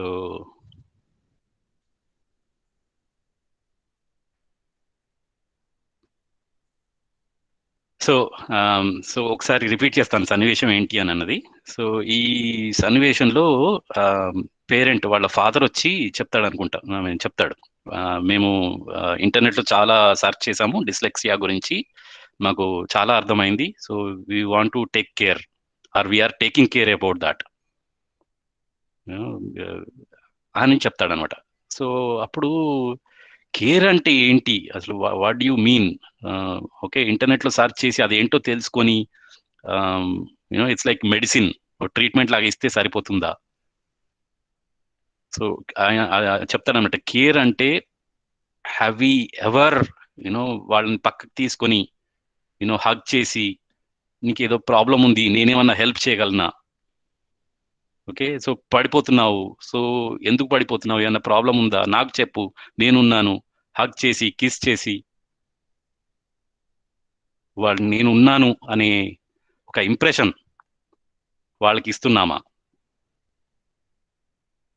సో ఇది కేర్ అని చెప్పేసరికి అది ఎప్పుడు చేయలేదు ఆయన, యాజ్ అ పేరెంట్ ఆయన ఎప్పుడు చేయలేరు అన్నది ఒక భావంతో ఆన్సర్ ఇవ్వలేకపోయాడు ఆయన. చూడండి ఎంత తలదించేసుకున్నాడు ఒక్కసారి. సో ఇంకొక ఎగ్జాంపుల్ కూడా చెప్తాడు, రైట్? సో సాలమన్ ఐలాండ్స్ లో చెట్లు ఏంటంటే, వాళ్ళ ఆదివాసీలు చెట్లు నరకరు. వాళ్ళు ఏం చేస్తారంటే, అంటే అడ్డమైన వాళ్ళకి ఆ పొలాల్లో ఏదైతే ఆ చెట్లు అడ్డ వస్తాయో వాటిని ఏం చేస్తారంటే వాళ్ళ దగ్గరికి వెళ్ళి, నువ్వు వేస్ట్, నువ్వు వేస్ట్, నువ్వు నాకు అడ్డొస్తున్నావు, నువ్వు పనికిరావు, పనికిరాని చెట్టువి అని బాగా ఎప్పుడు తిడుతూ ఉంటారు చెట్లని. అలా తిడుతూ తిడుతూ ఉంటే ఆ చెట్టు అవంతలాగే చచ్చిపోతాయి. అంటే ఇది మేబీ నిజంగా జరుగుతుందో లేదో నాకు కరెక్ట్గా తెలియదు, కానీ మనం మనుషుల్ని కూడా అలాగే చేస్తున్నాం. ఏంటంటే నువ్వు మొద్దువి, నువ్వు చదవ్వు, నువ్వు వేస్ట్ ఫెలో, నీకేమి చదువు రాదు, ఏం చేయలేవు నువ్వు, యూనో అన్ని ఇలా ఎప్పుడైతే చెప్తూ ఉంటామో పిల్లలు అలాగే అవుతారు. ఎందుకంటే మనమే ఆ స్టాంప్ వేసేస్తున్నాం కదా, నువ్వు ఎందుకు పనికిరావని. మరి వాళ్ళు అలాగే అవుతారు కదా, మనమే చెప్తున్నప్పుడు మనమే వాళ్ళు అలాగే తయారవుతారు. సో అయితే వెరీ గుడ్ సిచ్యువేషన్ అండి. ఇట్స్ జనరల్ గా మనం మూవీస్ అంటే We look for entertainment, and there is a lot of information. There are very good movies, and I really suggest watching these movies with family, with children. చాలా మంచి మంచి movies ఉన్నాయండి బయట. కానీ మనం ప్రాబ్లం ఏంటంటే ఎంటర్టైన్మెంట్ కోసం చూస్తున్నాం మనం. ఎప్పుడైతే ఫ్యామిలీలో ఎంటర్టైన్మెంట్ ఉండదో we try to search for that out side. ఇంట్లో ఎంటర్టైన్మెంట్ కావాలండి మనకి. మన ఫ్యామిలీ మెంబర్స్తో మనం హ్యాపీగా ఉండడం అనేదే ఎంటర్టైన్మెంట్. ఆ ఎంటర్టైన్మెంట్ ఇంట్లో జరిగినప్పుడు we try to look for that out side. మనం ఒక్కోసారి అంటే కొన్ని సినిమాలు చూస్తూ ఏడ్చేస్తూ ఉంటాం, ఫీల్ అయిపోతుంటాం కొన్ని ఎమోషనల్ సిచ్యువేషన్స్లో. ఎందుకు అవుతుంది అది? మన దగ్గర జరగట్లేదు కాబట్టి, అది నేను చేయలేకపోతున్నాను కాబట్టి, అది ఆ ఫీలింగ్స్ నాలో ఉండట్లేదు కాబట్టి. రైట్. సో ఇవన్నీ చాలా ఇంపార్టెంట్ అండి. మనం ఎందుకు ఎమోషనల్ అవుతున్నాం అలాంటి సినిమాలు చూసి? బయట ఎత్తుక్కుంటున్నాం కాబట్టి. బయట దొరకదండి అది. సో మన ఇంట్లో మనం ఎత్తుక్కోవాలి అది. మన ఇంట్లో ఆ ఎమోషన్ ఉండేటట్టు చూసుకోవాలి మనం. నెగిటివ్ ఎమోషన్స్ కాదు, positive emotions. Nobody wants negative emotions. Right. So that's exactly what is needed. ఎంత టైం మన పిల్లలతో స్పెండ్ చేసి వాళ్ళకి గైడెన్స్ అనేది ఇస్తున్నామని అన్నది వెరీ వెరీ వెరీ ఇంపార్టెంట్ అండి. So I think this concludes today's session అండి, కేర్ అండ్ గైడెన్స్. సో ఇందులో లాస్ట్ 5 minutes ఏమైనా క్వశ్చన్స్ ఉన్నాయంటే వీ కెన్ టేకప్ అండి. అన్మ్యూట్ చేసి అడగొచ్చు. Sir good morning sir. నేను నాగమణి. నాగమణి గారు చెప్పండి సార్. ఇది మనకి ఇప్పుడు ఇప్పుడు మీరు ఎగ్జాంపుల్ ఇచ్చారు కదా, నాగార్జున సాగర్ లో నేను 12 gates చూసాను అంటే ఎదురు వాళ్ళు 24 gates చూసామని చెప్తారు కదా. అందులో అందరి పర్స్పెక్టివ్ వాళ్ళని తక్కువ చేసి మాట్లాడాలని ఉంటుందా, లేకపోతే నాలెడ్జ్ కూడా? అంటే ఇప్పుడు నేనేమంటానంటే ఈ 12 gates చూసిన వాళ్ళకి 24 gates చూసిన అనే వర్డ్ విన్నప్పుడు వాళ్ళు ఏ ఉద్దేశంతో చెప్పారో, కానీ మనం కూడా 12 gates కూడా 24 gates కూడా తెరుస్తారనే నాలెడ్జ్ కూడా తెలుసుకుంటాం కదా. ఇంకొకటి ఇట్లాంటి షేరింగ్ లో అంటే ఎదురు వాళ్ళ ఒపీనియన్ ఎలా ఉంటుందో కొన్నిసార్లు వాళ్ళు ఈగోతో చెప్తున్నారో తెలీదు, నాలెడ్జ్ షేర్ చేయడానికి చెప్తున్నారో తెలీదు, కానీ మనకి చాలా తెలుస్తున్నాయి సార్. అంటే ఇప్పుడు మా పిల్లలు చిన్నప్పుడు నేను స్కూల్ దగ్గరికి వెళ్ళినప్పుడు ఈ విధంగా చెప్పారు అన్నప్పుడు వేరే పేరెంట్ వేరే రకంగా చేశాడు అని చెప్తాడు.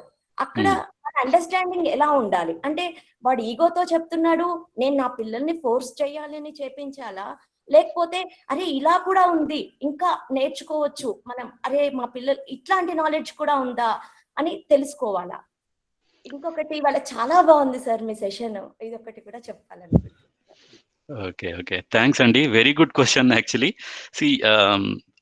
వేరే వాళ్ళు ఎలా చెప్తున్నారు అన్న దానికంటే నేను అలా చెప్తున్నానా అన్నది ఫస్ట్ వెరిఫై చేసుకుందామండి.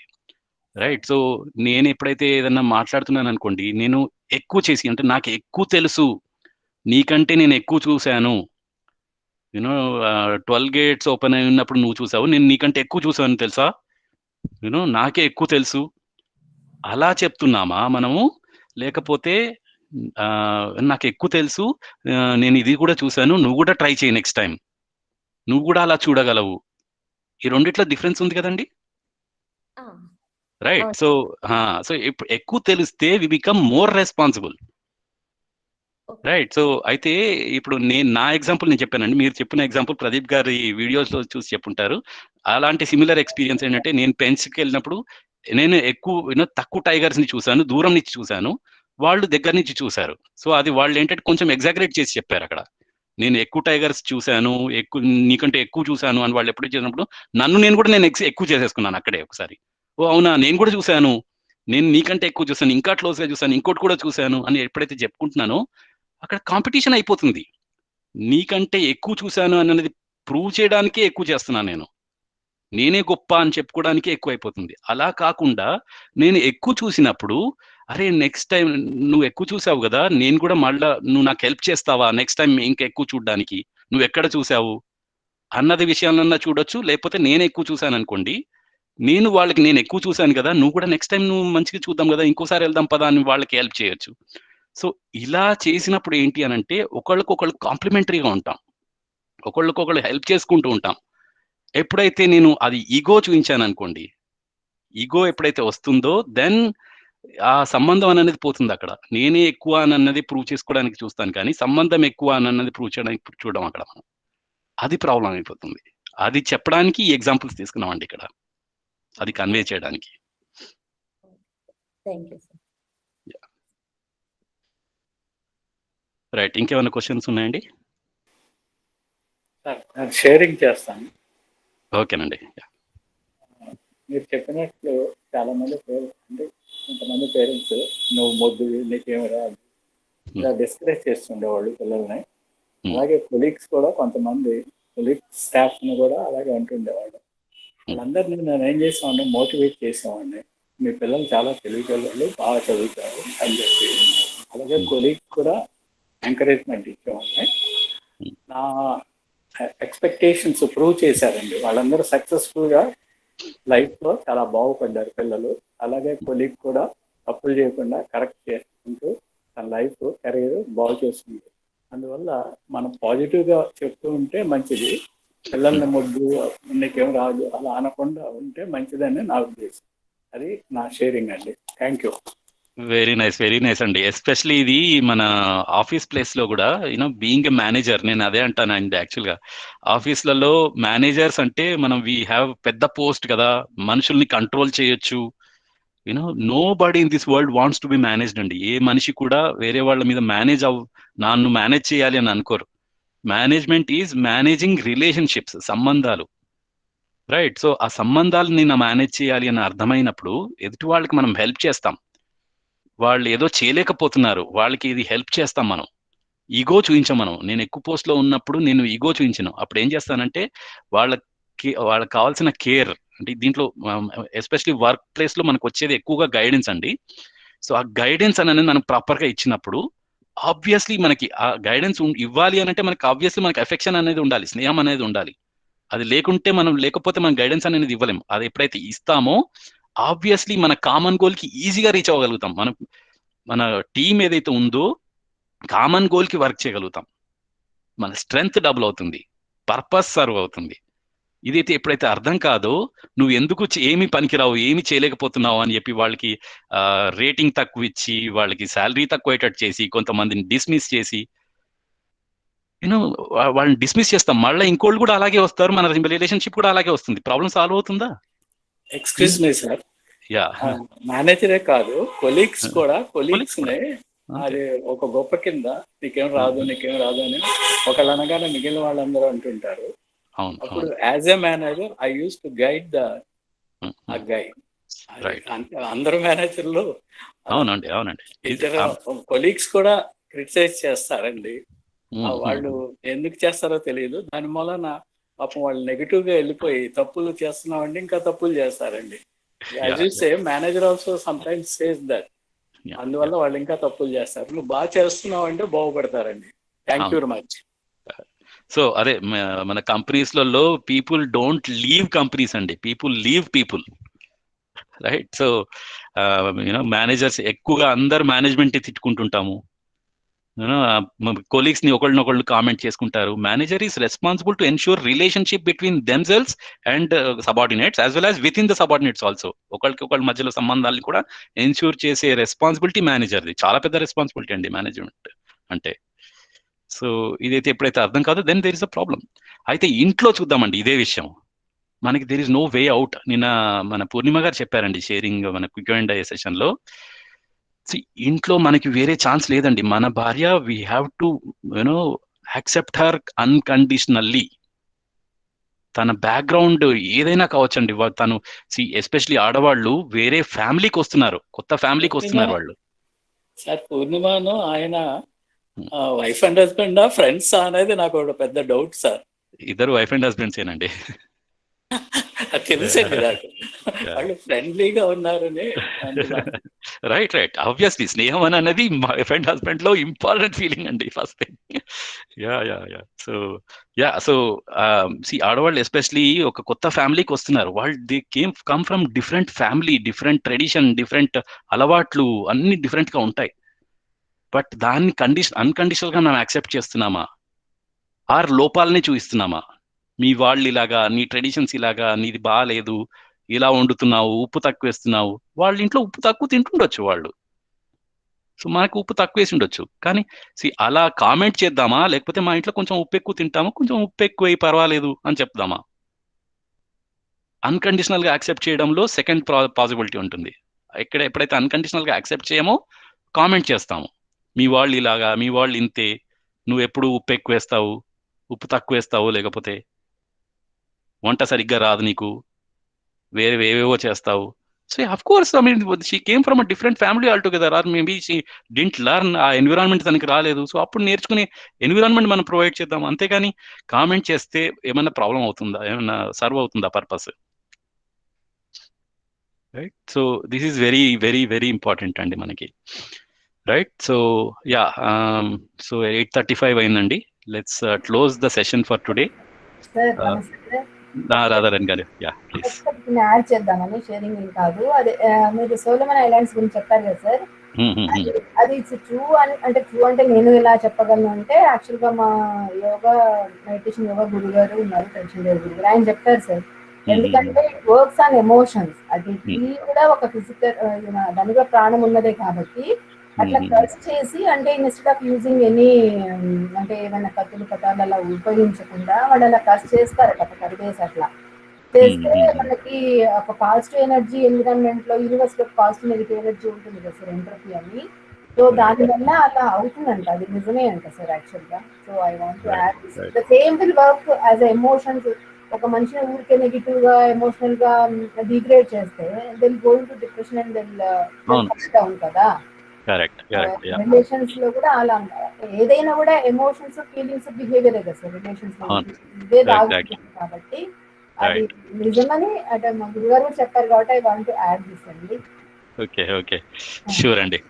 సో యా, సో ఇవాళ ఈవినింగ్ లోపల అగైన్ నేను హోంవర్క్ ఇస్తాను, అసైన్మెంట్ ఇస్తాను. Please do the assignment and come up with self reflect అయ్యి come up with more questions. I'm sure lot of you will have lot of questions.